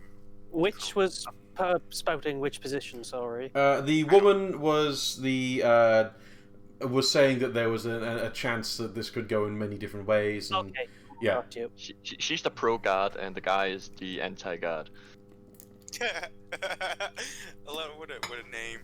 So, as you know, potentially going corrupt, you might say. Well, actually, that's something I've been thinking about a lot lately. We don't want to be the next bad guy in the room. He does pause and look at the rest of you, and then turns to the woman, raises a firm finger, and goes, "Absolute power corrupts absolutely. Something from your own damn tales. All I'm saying..." Like, hey, wait. Don't you have that thing on you? The one that... The bleeding one. Oh yeah, the one from downstairs, yeah. I pull out the shard. Like that? I say to him. Like picking a thumb over him. Like that thing, right? I'm sorry, I was raised on a farm. There's a moment of they take a pause, and then both of them just immediately stand up and crowd to Quentin. And hey, that was a question. Jeez, why is everyone so rude? How tall is this room? How tall is this room? It's I don't know. It's actually probably enough that you could get a good 5 feet off the ground before touching the ceiling. But you do just hear from the man that is a shard of heaven, as he kind of walks right up, immediately recognizes it. He looks at it and hey, I was asking a question. What's a shard of heaven, by the way? Shard of heaven, it's... Yes, what is... It seemed to be... You guys know things about this. Tell us more. Explain. Please. You tell the story. You tell it, and he's like... I've been dead for 8 years. Give me, something. Really? The woman is immediately on you. What? Just help. Dead, you just say? Explain. I've been trying to get the story from you about you. Actually, from all of you. It's very difficult to track down. I mean, you're the bog witch, obviously. I've got many stories about you. Oh, sorry, I didn't quite introduce myself. I'm the sorry, my name is Odysseus Mello. I'm the local bard, storyteller, and record keeper, so to speak. A scholar, yes. And the moment you say scholar, the guy huffs and turns away slightly. He's like, "You study nothing but stories. Now, this is something incredible. Would I be able to hold that for a few moments?" Who are you? No, and who are you? Bandos Easy. I'm the nickname that it's been called is I'm a theurgist. Which one was it? Pietro said I should ask about this transformation. Bandos Easy. Theurgist. Theurgist. It means I study the gods and the power of the gods. I believe that little thing is a shard of a power of a god. Reminds me of a sunny day in the swamp. It tastes like blood. Interesting. I just look confused at both of you and just like, what? You've been holding it the entire time. You've not felt anything? Well, I felt the power, but I mean, nothing else. It's just like a tingling of your arms asleep or something. Okay, but to me, if tastes like blood, if you've seen me spit the blood up. You've been tasting it. No, technically not. Oh, well, you had tasted it. Okay, first off, whenever I touch it, it hurts because there's. Okay, you know what? And I lift up my shirt a bit and I wind my bandages and show him a wound. You see that in there? You see that? Don't even freaking flinch because I will hurt you. In there is a end of a sword, and I hold out my hand, and it drops down his executioner sword from this thing. Explain that, please, right now. The bard is sitting at the table that you're right next to, and she's got a long sheaf of paper out. Like, slow down. As she's scribbling everything you say down. So why is it inside you if you have it? Well, it broke off inside me because it was used to kill me. Fascinating. By Simon the Vast. Ooh. If that helps. Oh yes. No. Can I'm desperate for answers. Stop asking me questions and start answering them. I'm going to lose my fucking mind. In order to get at the answers, I'm afraid that we must first have all the different parts of it. Don't worry, we'll find something. This is Mr. Easy. Lord Easy. I don't care. Pick. What if I do? Doctor, technically. Dr. Easy. Wow, that sounds bad. Can you why not you name yourself Dr. Hard? Sorry. Just, can you help me? Why not just name yourself Dr. Feelgood and cut out the middleman? Right? It's like he's so weird about it. It's like you could change your name, you know that, right? I like my name. I guess. Mr. Foreman, would you mind? I mean, I don't have a name. Which is really bugging me. You just hear a slam on the table. Like, brilliant! From the woman. It's like, nameless, dead, sword from Simon the Vast. You say, ooh, he is, yeah, Ben, can you take 5 outside, please? I will walk up to Benny Foreman, just like, would you mind giving us some privacy? We have a lot to talk about, I think. Oh, okay. I would like to see you all afterwards in my little office. Very well. It's rather important. Oh. Very well. So, Miss Mello, Lord Mello, what we call you? Call me Audie. Call me Audie, dear. Oh, please continue. So, okay. Do I have to? Don't you want stories about you? I'm a bard, Okay, you fine. see. I mean, Oh. I want answers. Stories are okay, I guess. But Kara, you got any questions? She What is a nightmare, reminds Caribou? me of someone I used to know. I think. She kind of looks at you and like, have we met? Have we met? Nightmare Caribou is, do they? What was your name again? Kara. Kara. Is it like a bird or That confused look again. I'm like, Kara, yes, I think I have some stories on that. What do you mean stories? Oh, I mean, Kara. You know, the, well, I suppose it's been a couple of years since anyone's been interested in it, but, you know, was she Kara from the north? I'm originally from the north, I think. Of course you are. You fit the caribou. I mean, I do like the antlers. Oh. Nightmare Caribou, what is it? Oh, Nightmare Caribou. That's interesting. The caribou is meant to be more of a holy symbol of the people of the north, you see. They're Yes, but it becomes something else when one is harrowed. Can I have an explanation what a caribou is then? Is it a bird? It's a very large, you know, a horse. Yeah. Imagine something about a foot in every direction. So taller and longer legs, kind of thing. So it's got horse, but antlers. Big antlers, yes. Okay. How do you know so much? Oh Are you a shaman? I am I suppose in some areas they may consider the storyteller to be the shaman, though I have no magical abilities. That's what they did for my tribe. Oh, then call me a shaman, dear. I do so love that title, actually. But officially, I'm the bard of the area. Miss Mello? Yes? Kara.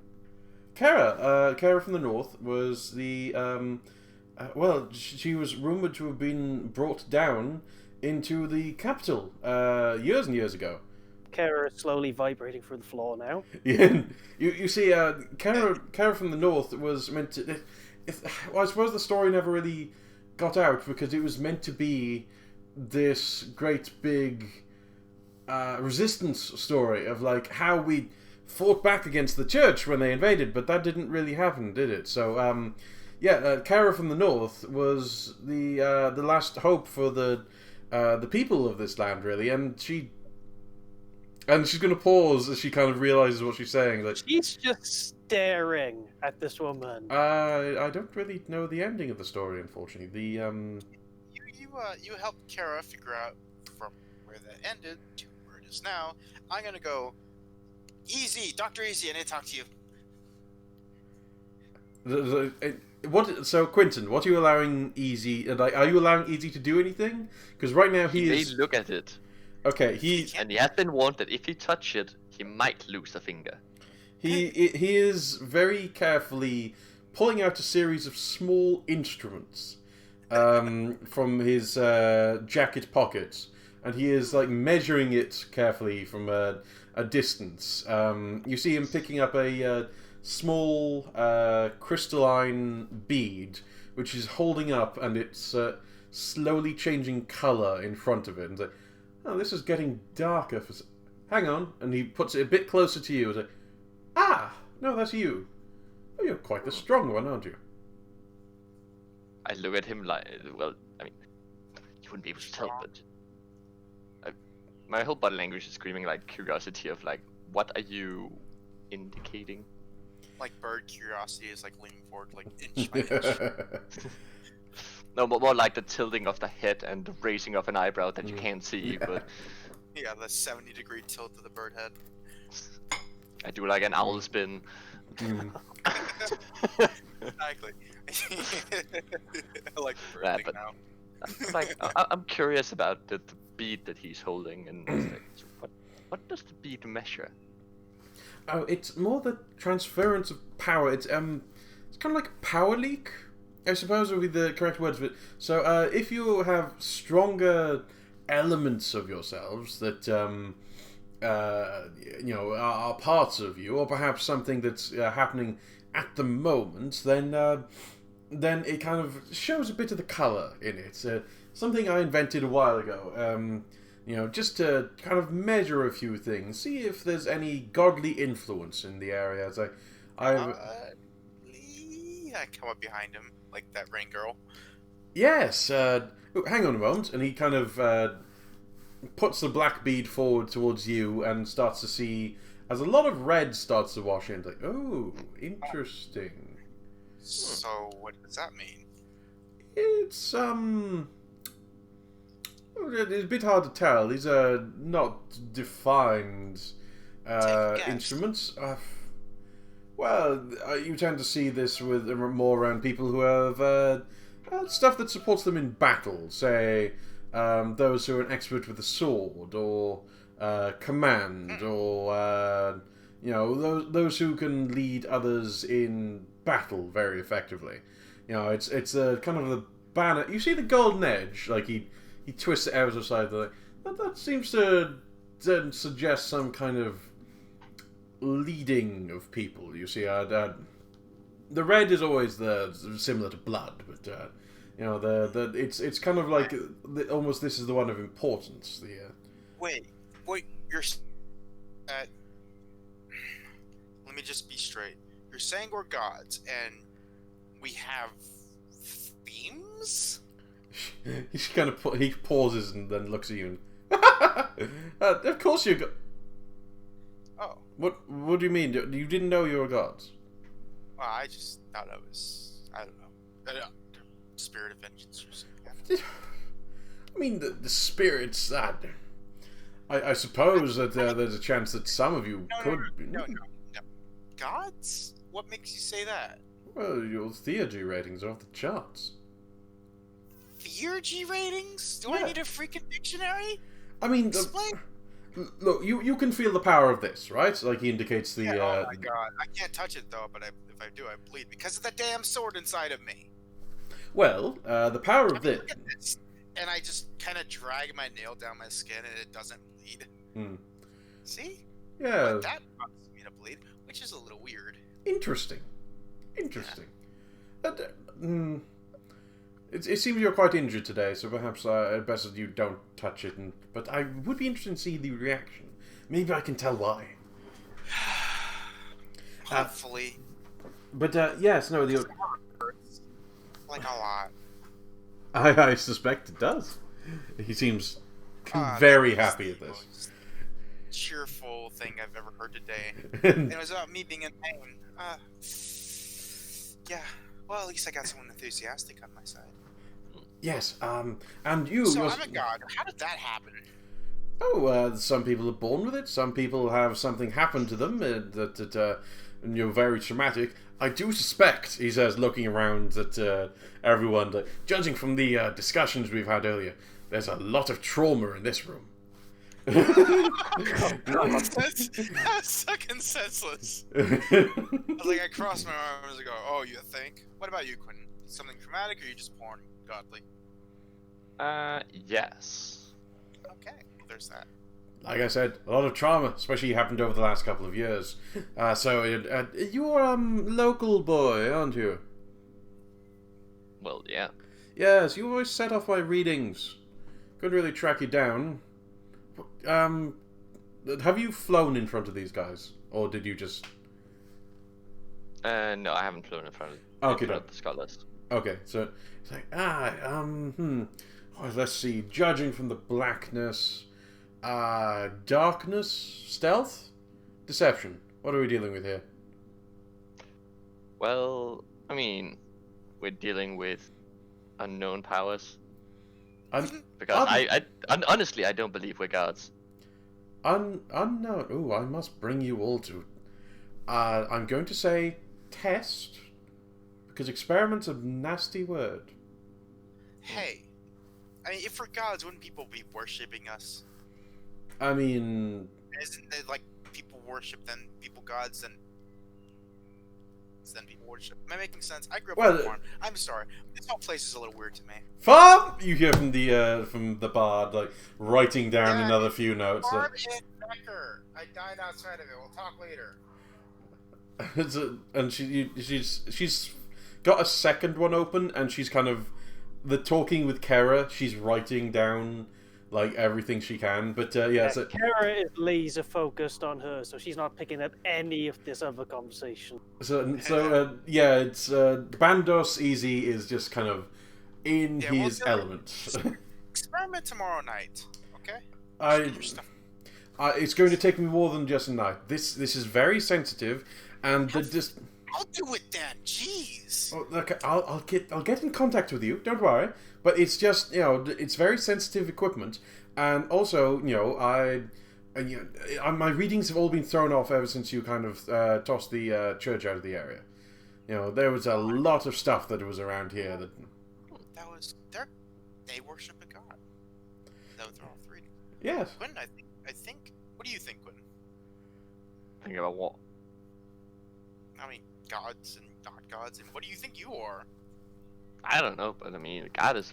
I mean, I don't think I'm a god, even though we know. I mean, it could be so many other things. For God's sake, we could be mages without us knowing. You're not a mage. We know magic's a thing. Magic, yeah, but you're not a mage. How would you know? Because how would you know? If you don't know, how would you not know? I am a theurgist. I am the most respected theurgist in Threeport, and that's because I'm the only damn theurgist in Threeport. If he's wrong, it's a big deal. But if we're wrong, it's nothing. Like how do I explain this? I mean, he might know something about gods, but I mean that doesn't. He knows something about gods. That's my point. Is like. But if it's theurgy and not theurgy, then I mean, there's a big difference. It is, but kinda. But I mean, at the same time, what is the difference, really? What if being God is just magic? Well, one of the things is that, if you're doing theurgy, as in the magical practice, then you're pulling the elements around you and utilizing them, in ways. That's why often you will find that. Silently point at the looking see. I didn't hear a single word what you said there. Sorry. I said I'm silently pointing at the doctor while looking at Quentin with like a C. That's what I mean. So you're pulling everything from the area. It's like It's like if you're healing, it takes effort from inside of you to expend to accept the healing, because you're using that the basically the effort to fuel your own healing process.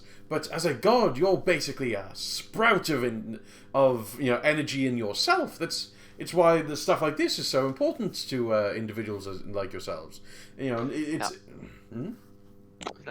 please do feed my curiosity, just purely out of curiosity. Yes. Would a mage or a sorcerer, or whatever you want to call them, be able to control avians? To a degree. It would be probably quite exhaustive things. Influence over other creatures is difficult at the best of times. Well, think about it this one. You're either magic or you're divine. It doesn't really matter which. It greatly matters. He turns to you. Hey. I'm trying to... Because, like you said, it either comes from you or around you. And which one do you think it is? Do you feel like you're... come on. Look at this. And I just hold out my hand and I drop like 5 knives on the ground. See? Is that normal? Is that magic? I mean, it could be. But I'm not, like, tied to freaking knives. I don't know. I didn't study for 8 years while being dead, did I? I don't know. Did you? Didn't, obviously. I was dead. You don't do much when you're dead. All you do is kind of rot, okay? And I didn't even do that well. So were you truly dead? I don't know. I just was kind of underground, okay? Maybe I was dead. Maybe I wasn't. All I know is that I died really far away. Somehow, Kara dug me up right outside her swamp, so... Interesting. So you were moved, and then you were... I know. Interesting. The big old sword still in me. Still in me. You want to take a look again? Well, actually... It wasn't the first time. I'll have a look when I get you over. At the moment, I'm not really sure that can do much, but actually, could I have a look at your the rest of your sword, not the part inside you? Oh yeah, hang on. I just hold out 2 hands and the sword just drops down with a thunk onto the ground. I'm like, here you go. It's really heavy. Could you lift it onto the table so I can get a better look? I mean, I try. It's like I sneak her a bit. Yeah, there's now a hole in the floor. Yeah. I'm literally like having to lug. It looks heavy to me because I'm not very strong, and I just like thunk. He assists as much as possible. Like he does actually. Careful. It's heavy and mean. It's a mean sword. In fact, there's something about it. Change it. You know, like it needs finishing. Yes, it's missing the end. What? It's missing the end. Yeah, it's right here. Look, see that? That's the end. It's but it's still a broken sword until the end's put on. Yeah, I know, right? It's just it needs finishing. It needs finishing, and I just start gently, like it needs finishing. So, okay, I will do my best and give this a nice look over. Don't let happen for now because I can't lose it. Wonderful. Yes. No. So yes, I do hope that you can come round to my lab. I'll try to convince Quentin to come. Are you coming, Quentin?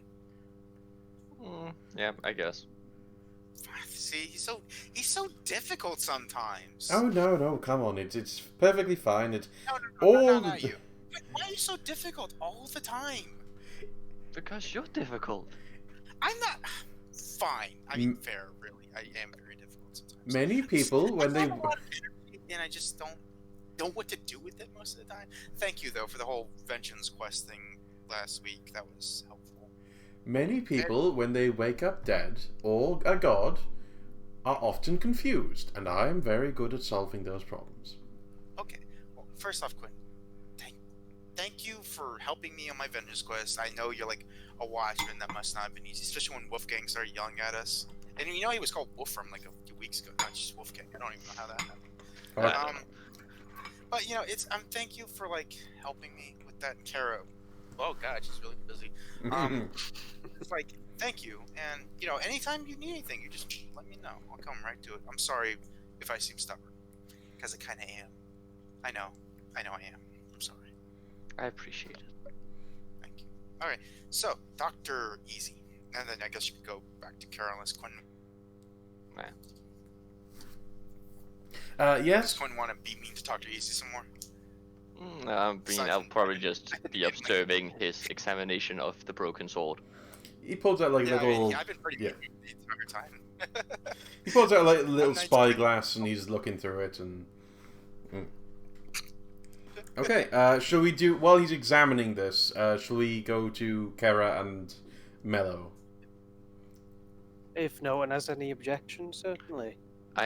One quick thing here. Mm-hmm. Would Sade oppose if if I started getting the shard of heaven closer to her broken sword. Not unless it hurts. That's the thing I want to figure out if it does. If she starts coughing up blood, she'll be like, "Oh, please stop." Okay. I mean, but she can take it. Like, she's not afraid of pain. She's not afraid of anything. Yeah. Because I'm curious if the sword is connected to you. Like, open with a kitchen knife. So I mean, I would slowly approach this, like, well, making sure that she sees that I am doing this, just like slowly approach the shard towards the sword. Yeah, like tilt my head like a bird, I guess. Yeah, I don't know if Easy is doing anything to stop me. No, if anything, he's watching you intently.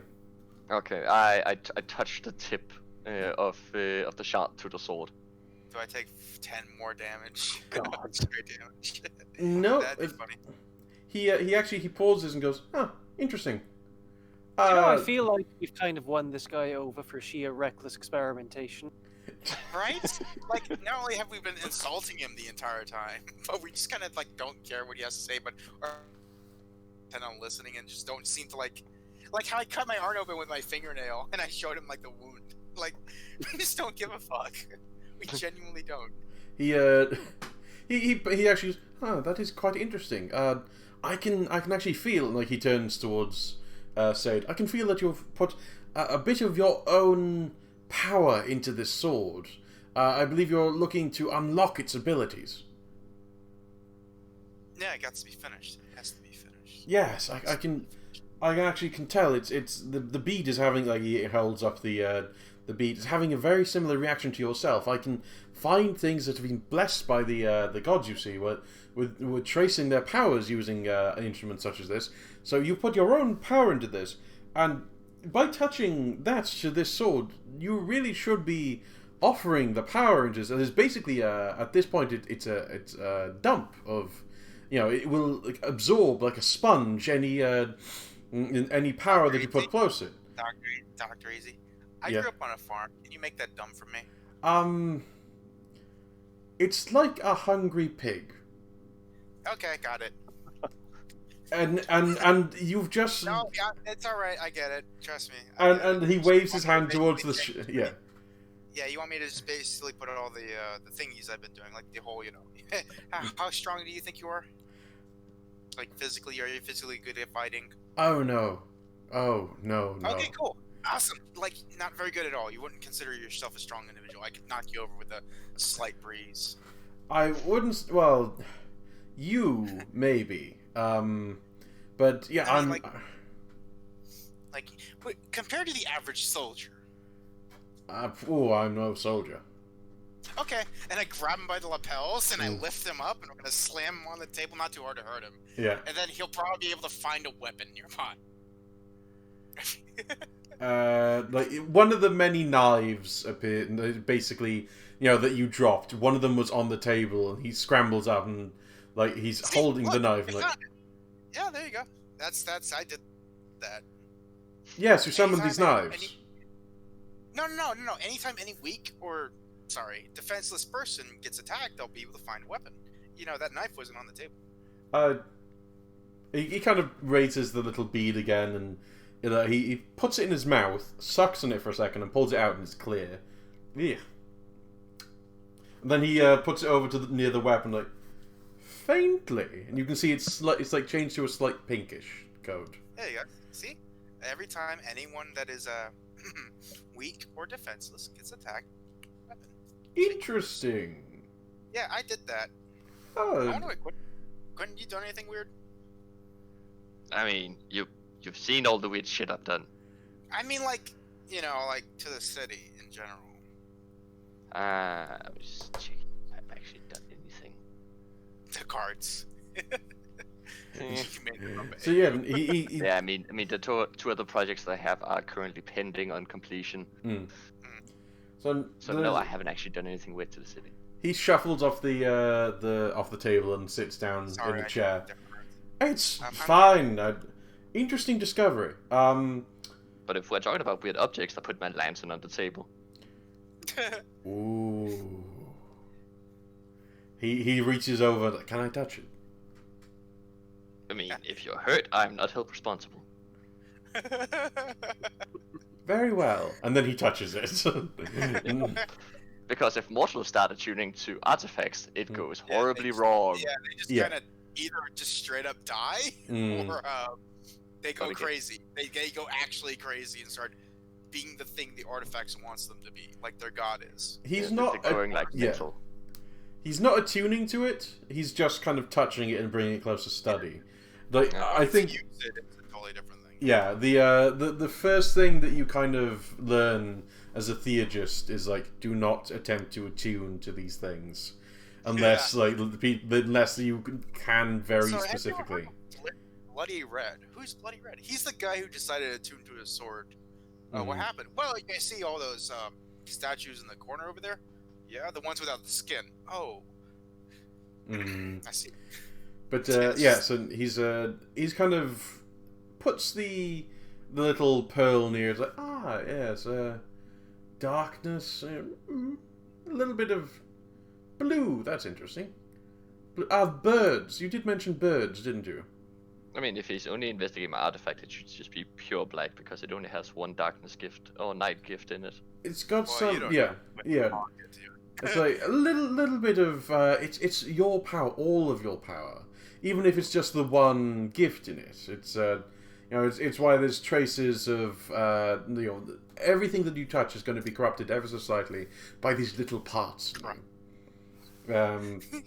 So it's you can't do it cleanly. Yeah. Bard can do her thing. Yeah. So he. But he does like pause and go like, anyway, the sword. So if you put that, hungry pig. So if you put a lovely meal indicating the shard, like, Get it. Yeah. You said pig, got it. It's just it's rejecting it. Got it. Okay. To Kara and the Bard, if that's okay. So Kara, what would you like to do? Kara is leaning on the table at this point. Is it? What do you mean, protector? Explain. Yes, she, Kara, from the north. It's really not well known. She was known to be a quite powerful, they said sorceress around these parts, but I suppose for her type it would be shaman. Shaman of the Order of the Caribou. Oh, yes, yeah. That's why I know Caribou so well. Yes, so shaman of the Order of the Caribou. And, when the invasion started, she was brought down in the capital. And she was, given all these supplies by the king at the time. And to do what? To ward off the invaders with some powerful sorcery. And you don't know what happened at the end of this story? Well, I don't know entirely. I just know that, the capital, it's not there anymore. The only thing left is the tower. What tower? The Idol Tower. It's where... Oh, you're the sorcerer who did that. It's where a lot of people who were working on the defenses, like the sorcery, where it was taking place. Oh, crumbs.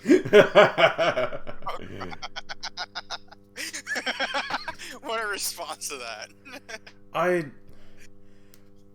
There's nothing really that's could be said. I mean, presumably this woman is becoming aware of the fact that she's just leaning closer and closer with every word. Oh no, she's kind of slowly talking while staring down at the paper. She is writing things out.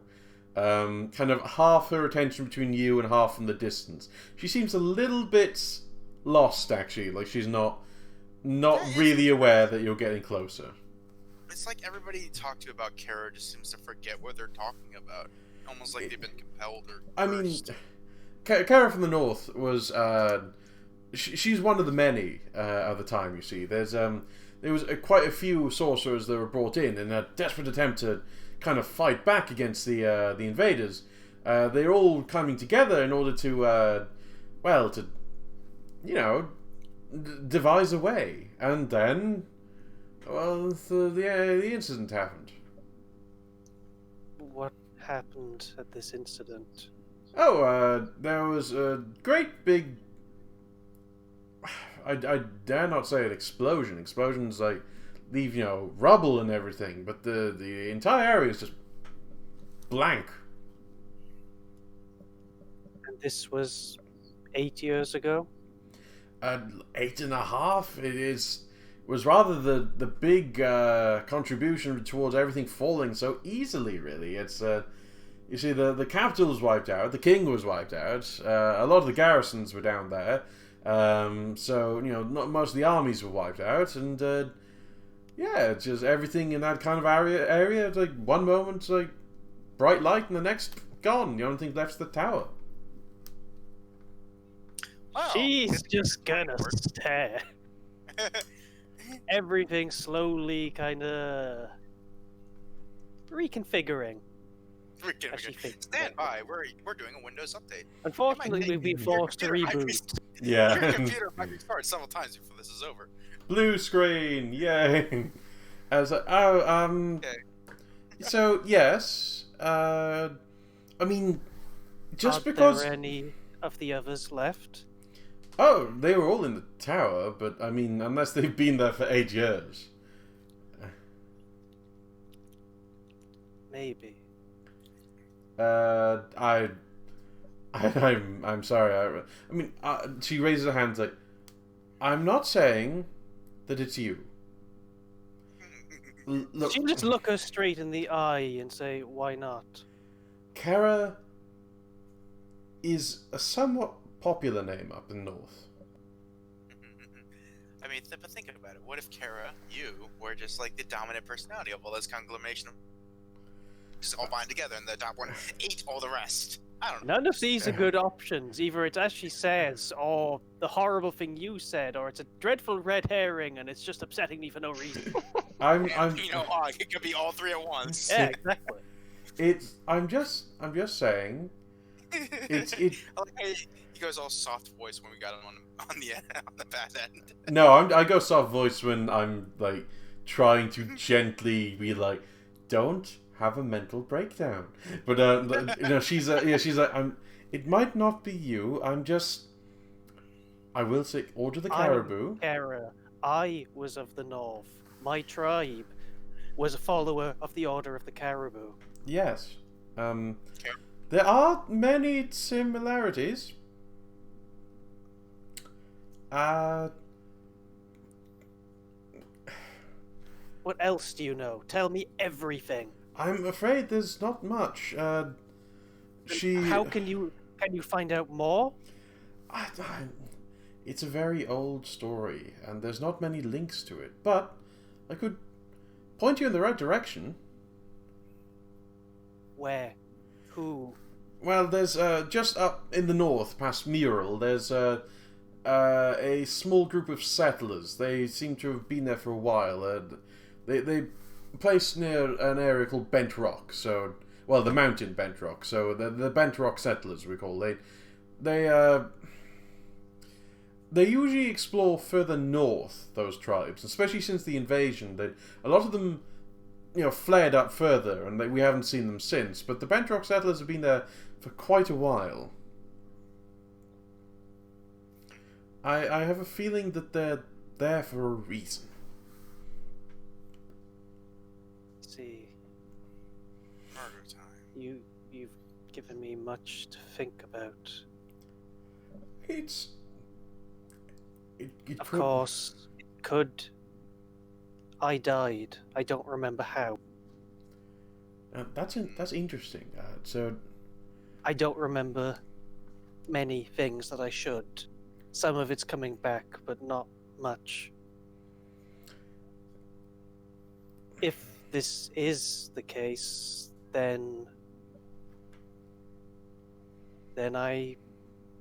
nothing really changes. Either way, the church has to die. Die! She pauses and then gives a small nod. That's a very proactive way to approach this. Proactive, not positive. I love it. Alright, can we go talk to fucking what's his name before we don't have time again? Is there anything else you want to ask? I will just lean over again and it's somewhat more focused. If you could try to find out more, it would be appreciated. I'll do my best. And she looks over towards the others, Me beating up easy. Yeah. Like I slam him on the desk. There's a little thump, and she goes harder in the background. I don't think they heard us. Yes. I'd love to meet you and discuss more. You have an incredible tale.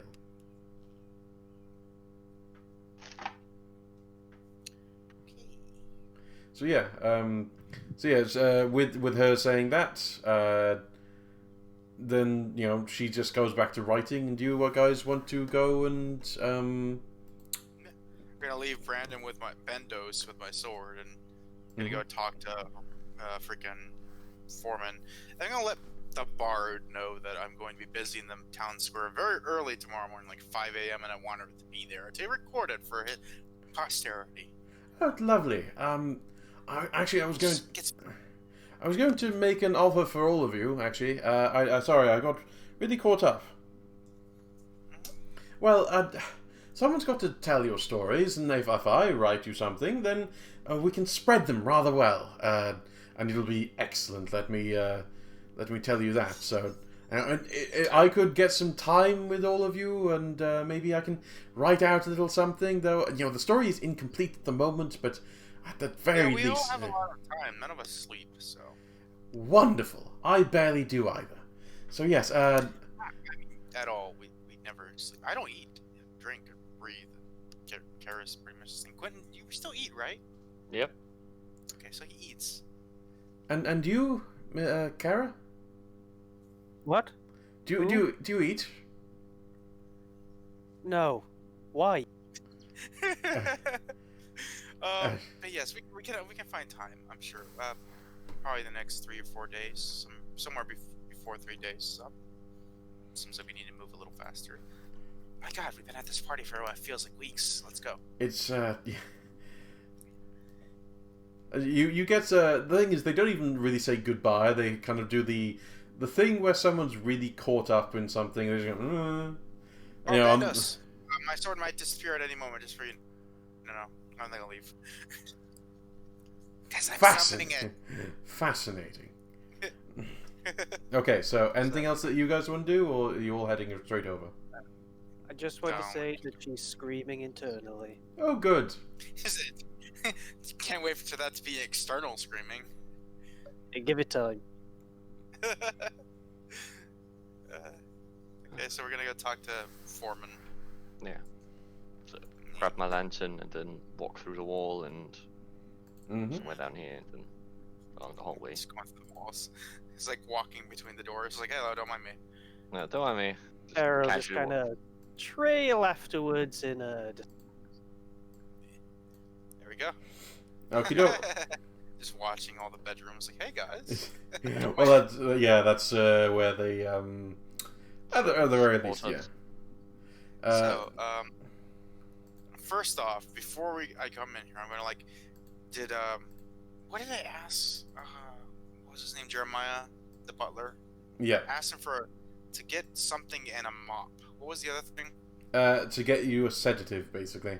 Yeah. Yes, thank you. Thank you. And you find in there a very tall-looking glass of something slightly pearlescent. Okay, well, I point out when I look at Ben, I'm like, hey, is that for me? And he nods and yes, Jeremiah dropped it off recently. Oh, thank God, he's a beautiful man. And I take it and I just drink all of it. He also informed me. Fine. I finally calm down? You basically feel the slightly, if you're not resisting, then you feel the slightly numbing sensation of a sedative kind of easing through you, but it's not, it's not as harsh as the other one seems to be. Yeah. What is it? Opium? I set it down. So. And so he. Yeah. What were we talking about? For one thing, Jeremiah has been telling me that you've been after his services. Oh man, he's literally the best butler in the world. Yes, I'm glad you agree. Although, I think we could make a deal if you are quite so inclined. Deal as in money, wealth, power, services. What are you talking about? Well, everyone take a seat. There's no reason to stand on formalities here. Sit down. So lazy. I sit down. Wherever I have to sit. I don't care. I'll sit on the floor. Miss Kara, you seem... Don't worry about her. She's fine. Well, Yeah, she doesn't contradict that. Yeah. She just stares at him. Yeah. Don't worry about her right now. She's fine. Don't worry about it, please. Yes, don't fuck her about it. A few small things that we... I thought perhaps we should get in to have a discussion about. As, well, you all seem to have done very well around these parts recently. You've you've made some exceptional, allies around here. Allies. Miss Mello and Mr. Easy seem to be very taken with you the moment you appeared. You should hear what he has to say about us. Miss Mello, though, she's really fun. I like her. Yes, she's a fine woman. I'm glad you gotten on. Now, there's a few small things that I want to get out of the way. It's Dr. Cleese. Before we get into that, yes. Benny, you heard my speech from here, right? You heard it as if it was outside the window or something? Yes, it was faint, but I heard it. I whisper softly underneath my breath. I hold my hand over my mouth as if I'm saying something like, how do I put this? The only people that can hear that are people that follow my personal idealisms. So Quentin can hear me talk. So does that mean you're letting Benny hear this? No. I'm saying it so low. There's no fucking possible way anybody but Quentin could hear it. Oh, okay. I snicker a bit. Pass it on. I pass it on to fucking Kara. Okay, just good to know. That's interesting. Very interesting. So, you were saying? Yes, Dr. Cleese. Oh, yeah, where is he? He is... Hang on. Effort for the scene. Where the fuck is that man? What do you... as in just to find it? Literally, what is it called? No, the coward inside. I want to find him. What does Know the Coward Inside do? Hang on. Shit. Fuck. I forgot to write it down. Because I use it so much as a miracle. I just know it by heart, but what exactly it says, let me just grab it real quick for you, buddy. You have to find the right book, because they're everywhere. Please tell me you're in here. That is D&D books. I got it open if it is. Yeah, it's under fear. It's one of the greater gifts, I think. The Coward Inside. Just copy and paste it in here. Here you go. Nope. So let's see. Who's ever failed since used. Anytime someone's been so afraid they want to get away from me, or tried, or failed a morale check, they perceive their senses as you do not sense them. That's weird. You still. Yeah. Hang on. Benny, do I sense anyone in this room, in this entire house, that has been scared of me? Yeah, Jeremiah. But actually, you released that, didn't you? Well, just because I released this fear doesn't mean he's never been scared of me. Okay. Anyway, so yeah, Jeremiah. I'm going to pop right behind him. Not Jeremiah, but Dr. Cleese. I'll be right back. I thought you couldn't do that if they weren't able to. As long as I could commit effort for the day to appear behind them if they are within 10 miles per Godbound level. So if they're still in existence and they're within 30 miles, doesn't matter if they're awake or not. Okay. Do you commit effort for the day? Yeah, I got it too. Wait, hang on. No, I don't, because I can't get back. Okay. Yeah, maybe we. Aha! Oh no. I'll be right back. Wait, no, that's a bad idea. Okay. Thanks. I don't know where he's at. There is a pause. Like, well, I do. Where? Mr. Cleese, around the time that the rioting was happening, not too long ago, paid me a rather large sum of money to ship him out of the city to quite a distance away, and to maintain a sedative on him to remain unconscious for extended longer. Well, he knows what he's about, man, because I was gonna literally pop right behind him and yank him out of bed. I say that out loud. Yeah. So he's like gives a little smirk at that. Like, I did actually rather consider that he's doing this to remove himself from your company. Now, Fair. I simply wanted, like, yes, he waves a hand as like, oh, I have a little ship down to Caravo that I sent him on. It was rather fast, you see. I knew it was get him out of there, but he's still within my care, so to speak. Of course, I'm a man of my word, and I wouldn't want to, wouldn't want to break my promise to Mr. Cleese to get him there unharmed. However, if there is, say, a better offer, or something that extenuating circumstances, perhaps, then I simply need to. I would like to eavesdrop in on Dr. Cleese. Mm-hmm. Is he within the city? No. That doesn't matter. You can speak or eavesdrop to any person within any city, provided you have met them. Okay, he isn't in a city. Yeah, he's presumably still on ship. Mm-hmm. Yeah. So I'm gonna say, actually, that's not terribly important right now. We can deal with him later, can't we, Kara? You know what, Kara? You just keep on. I can tell. By the way, He'll be Kara. judged later. We'll get to it. Yeah. So there's that. What other things? We'll deal with him later. Thank you for informing us. You're a strangely interesting fellow, Miss. You seem to be not scared of much, and more importantly, you keep your word as if it was valuable. My word is what I tend to live on. The spirit of your word, anyway. Which is better than the letter of it most of the time. So, what, sorry, I'm starting to feel violently ill from all those drugs I just drank. Oh dear. What, oh no, it's coming back up. Hang on. What else did you have to say? Should we actually? We could pause here if you want. No, I'm joking, like in character. Okay. Oh, I thought it was. I was trying to work out. I have to be honest. Like it is Yeah. either me or her, yeah. Okay. Yeah. So he pauses and goes.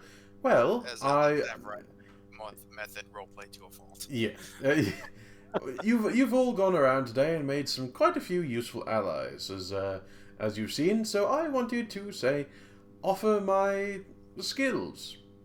You see, in many ways, what I wanted to discuss with a lot of you was my going honest, so to speak.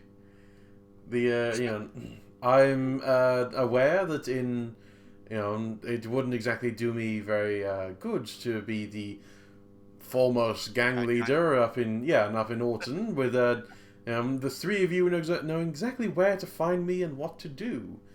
But Easily, yes. yes, so I simply wanted to discuss with you the concept of going straight.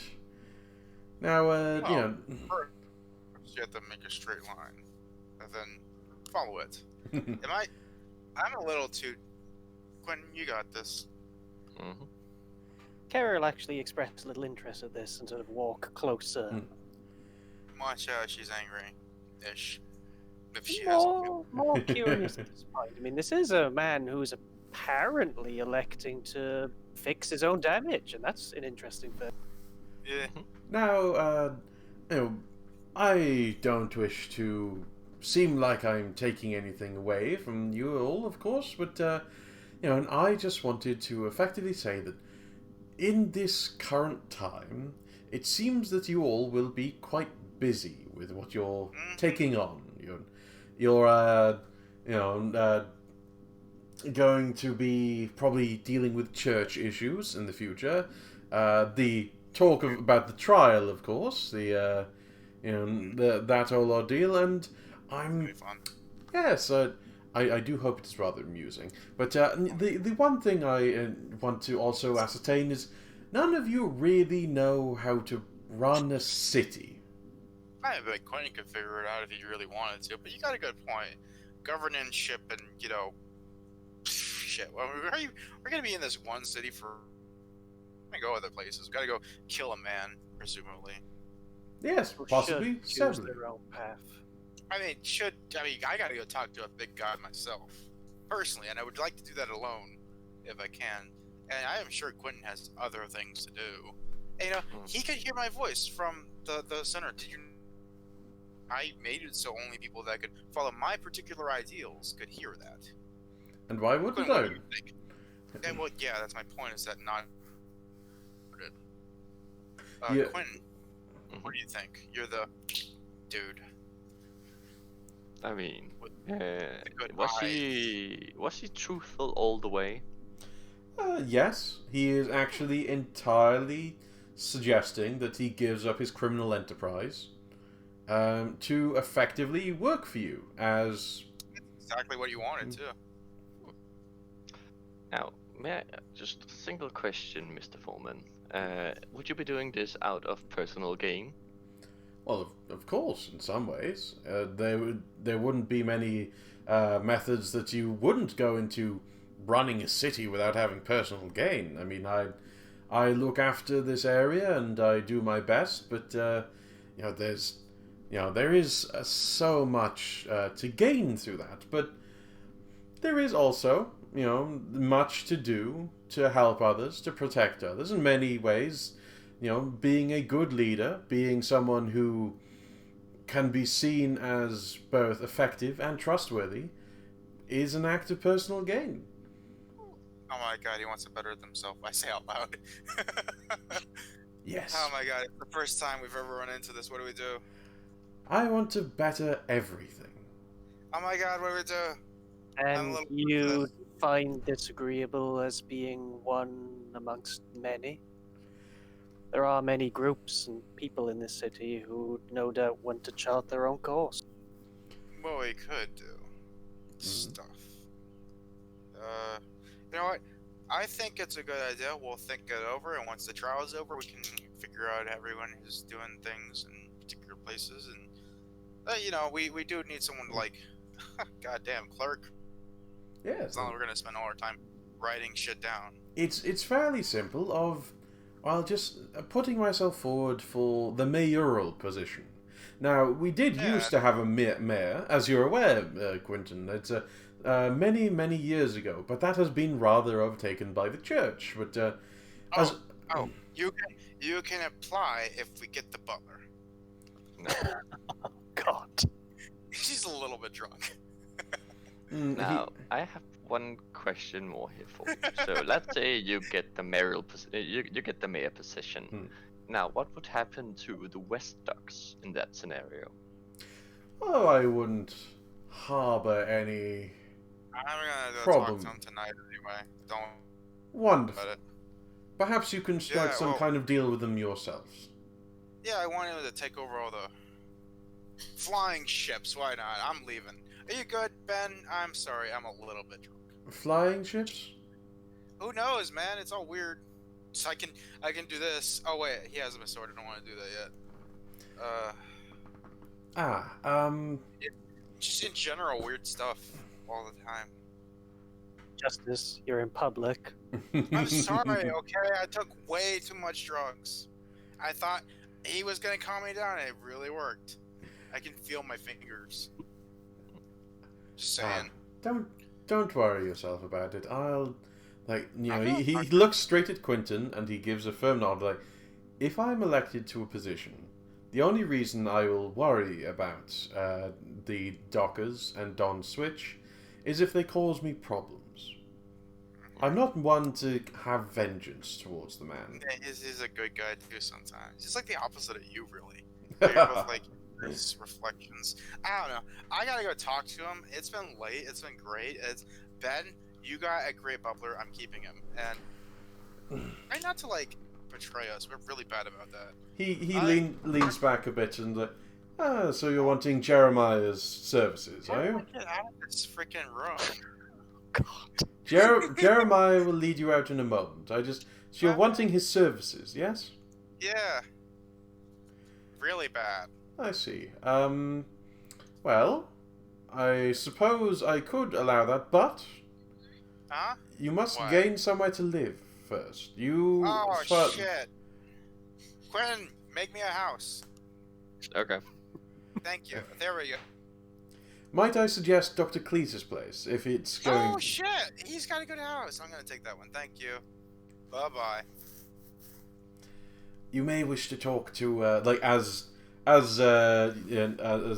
Sade's walking out, you may wish to talk to one of the Deceit sisters about that. Technically, they own the house. I got a job for you. I need you to find me a very public place where I can take a bath. At 5 a.m. Yeah, he kind of But paused. is that why you were inviting the sister? Oh no. No, that's for later at 9 o'clock. I'm like inviting him. I need a public place to bathe. Like I ritualistically cut my hair and bathe and become a new person kind of thing. That's why I want the bard there. He pauses for a moment and then goes... Like a very public place. Yeah, he kind of pauses and then has a moment of... Understandable. I shall locate one promptly. Are you going to be turning in for the night? I don't sleep, I say as I walk past him. Thank you. Cat something Ben said stuff. I got a house and I leave.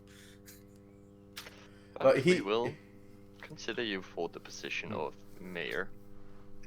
But if that happens to be the case, you will be given an advisor from the guard to keep an eye on you and report on what you'll be doing. Because I don't trust you. Wonderful. May I suggest Callum? We have worked together quite well in the past. Yeah, no. You're gonna get one of the others. That's a shame. Presumably it's highly likely it'll be Wolfgang who will be there to keep an eye on you. Wolfgang. That guy we renamed. That may be entirely reasonable. And I give you my word that I will do my utmost best to keep things balanced. Very well. I'm sorry for that. She's just so drunk. Okie doke. I mean, like, drinking a pint of opium is gonna screw you up. Yeah, I know. Whatever it was, like, I was trying to just do what she would do, and at first she was calm, and then she just started getting worse. She just couldn't think. Unfortunately, you asked the world's best butler to help you get you something that'll calm you down, and that's... Calm me down. My God, he did. Yeah. I was like, hey, that's great. Unfortunately, like, I have a butler now. Unfortunately, he cannot fail that. But I know, right? He literally can't. He's a fixer that can't fail. He can get me a giraffe at 3:30 a.m. in the morning, and I want it. So yes, he, Mr. Foreman turns and's like, Miss Kara, is there any requirements you wish to place on me? Mr. Quinton is an insisted member of the Watch, which is entirely fair. Perhaps you have your own requirements. No, I'll trust you to your own judgment. Just know that when you travel over the wrong side of the line, I will be there. Well, if I see pretty boy Mr. Gaspar on the way out... You have a chance to make up the damage you've done. And that speaks well of you. So don't make a mistake. Oh, thank you. Actually, could I speak to Quinton momentarily while alone? Oh, no. She'll give Quinton a slightly questioning look and then give a nod and leave.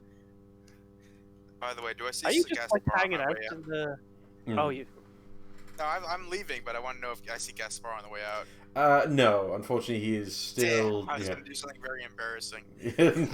No, he is still away. So, yeah. Can I ask you a serious question? I don't care. Do I get the butler? You've not really made a deal for him yet. I said he can apply if he gives me the butler. He can apply anyway, and the others have kind of suggested he could apply. So I'm gonna come back and for my butler. Damn it! Sorry, I don't mean to. I really he's so cool. Mm-hmm. But Kara, you probably will find Sade out there because it hasn't been long, and Sade is kind of drunk. He's trying not to fall off the earth. So, would you like to help assist her out, or are you waiting out here for Quentin? She'll probably help, but you give a questioning look at the butler. Do you do this as a punishment for something? I do this because it is my pride to serve, Mom. You're a very brave man. Mr. Foreman. It's so cool. Mr. Foreman is a great and quite inspiring gentleman. Yeah, he's a lot of it. If you do not mind me speaking out of turn, perhaps, Mom, he is, at the moment, as you're quite aware, leader of a prevalent gang under a dictatorial rule of a church in a small city. He has made quite a deal for himself, and in a period of time where there's been a lot of strife, he's been able to make allies. I do so hope that he consider you all allies, with 3 powerful and independent individuals. Yeah. Who's the third one? Oh shit, it's me! It's you, Mom. Yeah, cool. I do so hope that you live up to the name Justice. Yeah, me too. Shit, I shouldn't have got drunk. I can find you something to sober you up if you're so please, God, I'm being so dumb. Anyway, so while he's doing that, we'll go to Quentin, because Quentin might be coming out soon. So yeah. Mr. Foreman will offer you a small drink, Quentin. I politely decline. Politely decline. I love it. He's so paranoid. I love it. It's What does he not drink? Now you had a sip of the Smithson's flask. Yeah. So it's quite a simple thing, really. I am entirely looking to give up my previous life, so to say. Mm-hmm. However, this will leave many different aspects of this place uncontrolled. Now I'm looking for a successor. Someone who, perhaps not going beyond the law, but deals with some of the less refined areas, so to speak. Vigilantism. And so what I'm hearing is you're suggesting Callan to take over. Oh, my boy, I was suggesting you. We know that's not gonna happen.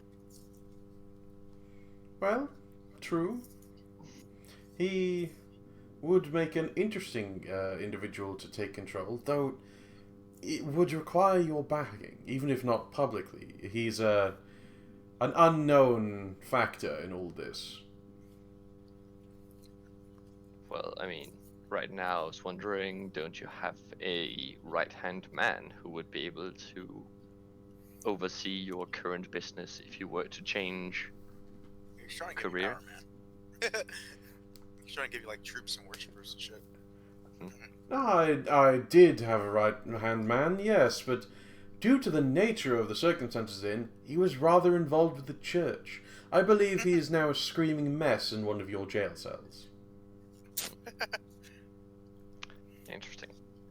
So let's see, what did he do? If he didn't do anything for the church, he might be able to be pardoned. No, he was... I believe he was one of the few that you took down in the basement area. Oh, yeah, he ain't coming back from that. Yeah. No one is. He was well known in the church. I have no desire to see that man ever again, I'm going to be honest. But wouldn't one of your contacts also be able to overtake this empire, or what you want to call it? I'll do it. Certainly, they could. Some of them might be able to come in and take a firm grasp of it. Much easier than, say, one of your lads, or even yourself might be able to do it. However, there is something very much uncontrolled about that. If it's something that you know, maybe have some influence over, then this person will be able to act on your behalf, even from the shadows. It's always important to have people from the shadows. So you're suggesting that I become the puppeteer? It's better than being the puppet. Now, why can't you be the puppeteer? Because I must be someone who is shown to resolve themselves. Not only is it a wonderful story for the common people, the person who was so corrupted by the church now brought around and using their skills for good under yours, but yes, as well, it is something that has been growing heavy on me in my waning years. And he kind of brushes his head a little bit, and his hair is thinning. He's got a paunch. He's a big guy. I am not going to be a Don for much longer, whether I want it or not. This is a young man's game. And if I continue like this, a young man may come out of a dark alleyway to reclaim his prize. But if I retire, move into legitimate business, then things run smoothly. Just pretty out of character here. So let's say that he retires, would I be able to make a project to make sure that shit does not go chaos in this area? You probably do it just yourself, you can spread rumors about shit like that. There's a new dump. Shit does not go what, sorry? Yeah, basically, I just if you were to retire without a proper replacement, would I be able to stop it from going completely to shit? Yes. I will say that's a couple of points that you're kind of throwing into the bucket, where you could do a roleplay reason for not doing it, but not only that, but you have two identities, Quentin and where the fuck you are right now. Oh yeah, but it's just like no, you could do it. It wouldn't be impossible, but it would definitely not be plausible because of the nature of how things go. Yeah. Well, I mean, we could also. So you're suggesting that I be the puppeteer, but I mean, we're still not 100% sure that you will actually be mayor now. Not to throw a spanner in the works, personally, I was voting for a system where there is no mayor, but we can talk about that later. Yes, I mean, right now I don't want him as the mayor. I was personally thinking like some sort of like oligarchy kind of thing, where there's a bunch of different people from different groups. Yes, exactly that. And I was thinking that in that capacity, he could also be like the overseer, like the first among equals. Yeah, the veto, or who says yes or no, and the rest is just debate, like a senate and stuff. I mean, I just want kind of like I think it's ancient Greece or something, where it's just like, yeah, we have the diplomacy, but when shit hits the fan, somebody takes the reins, and then he's held responsible at the end. Yeah, that's exactly what I was thinking, like an oligarchic system, senate based. Yeah. But, I mean, so nothing guarantees you, Mr. Foreman, that you are to actually be mayor, so we can take the discussion when it arrives. Of course. I was simply putting forward I suppose my pitch for mayor, but I also do think that you wouldn't find a better individual out there for it. Well, except Quentin himself, or us in general. Unfortunately, I don't. I mean, that is the de facto thing of no matter how powerful a mayor would be, you would all hold dominion over any of them. That I would not be the top dog around while you are, but while you are busy, then of course you would need someone to run things. To go into the ground because no one did the taxes. So now the streets got fixed and the sewer system just kind of fell apart, and the city falls out of the sky because no one paid their taxes. Right now, I'm just considering if Horatius Switch would be willing to basically absorb this area as well. I was actually going to talk to him about it. If you let me know, I'll speak to him about it.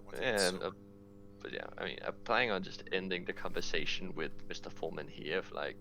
We're not sure you would be mayor, but we know that you have the capabilities of potentially being a good one. He gives a small bow of his head, like, I thank you for your compliments. And then I will show myself out and then basically let the others know of the discussion and my idea of maybe getting Horatius Switch to take over the criminal enterprise on this end. Yes, so he is the overlord of the criminals, basically. Fair enough. I was gonna talk to you like out of character. Can you tell me about the armory so we can go both there together tomorrow, like tonight, since we don't sleep anyway? And then I can go talk to Swift.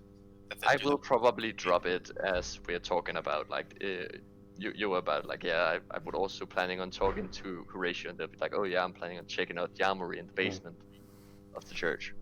Yeah, that'll work. I think we could do all that next time. Yeah. Okay. You guys want to? But you guys want to play again this week? I can't, unfortunately. I've got a lot of work coming up this week. Oh, is a ball buster this time? Yes. All right. Well, that was fun. That was really fun. I like the part where Karen was kind of like was very civilized the entire time. She's trying. It's really impressive too, because you can see like this is the bog witch and a monster that kills people, and then she slowly becomes a real person, and she has more and more memories of her life. Like it's very diegetic.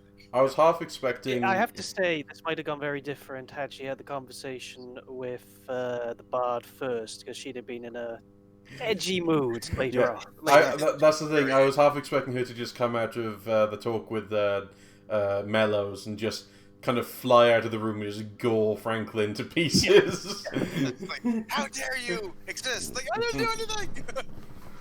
But yes, you got through this party without killing everyone, and I won't make you do this every time that you didn't kill anyone, okay? I won't make you do this every time that you take over a city. But this is like, I think it's important for the first one. It could be potentially fun if, depending on the methods of what goes on in later cities, just these sort of venue changes. Yeah. Yeah, as we become more known, people are like, oh shit, it's just this terror and fucking Quentin. We better watch our asses. Okie doke. Become less, what are they called? Parties, more like banquets or like absolute fealty or like scarification rituals, I bet. Jesus. Anyway, hand open. I'm going to stop the recording here then, because we should probably stop for the night. Okay. Bye.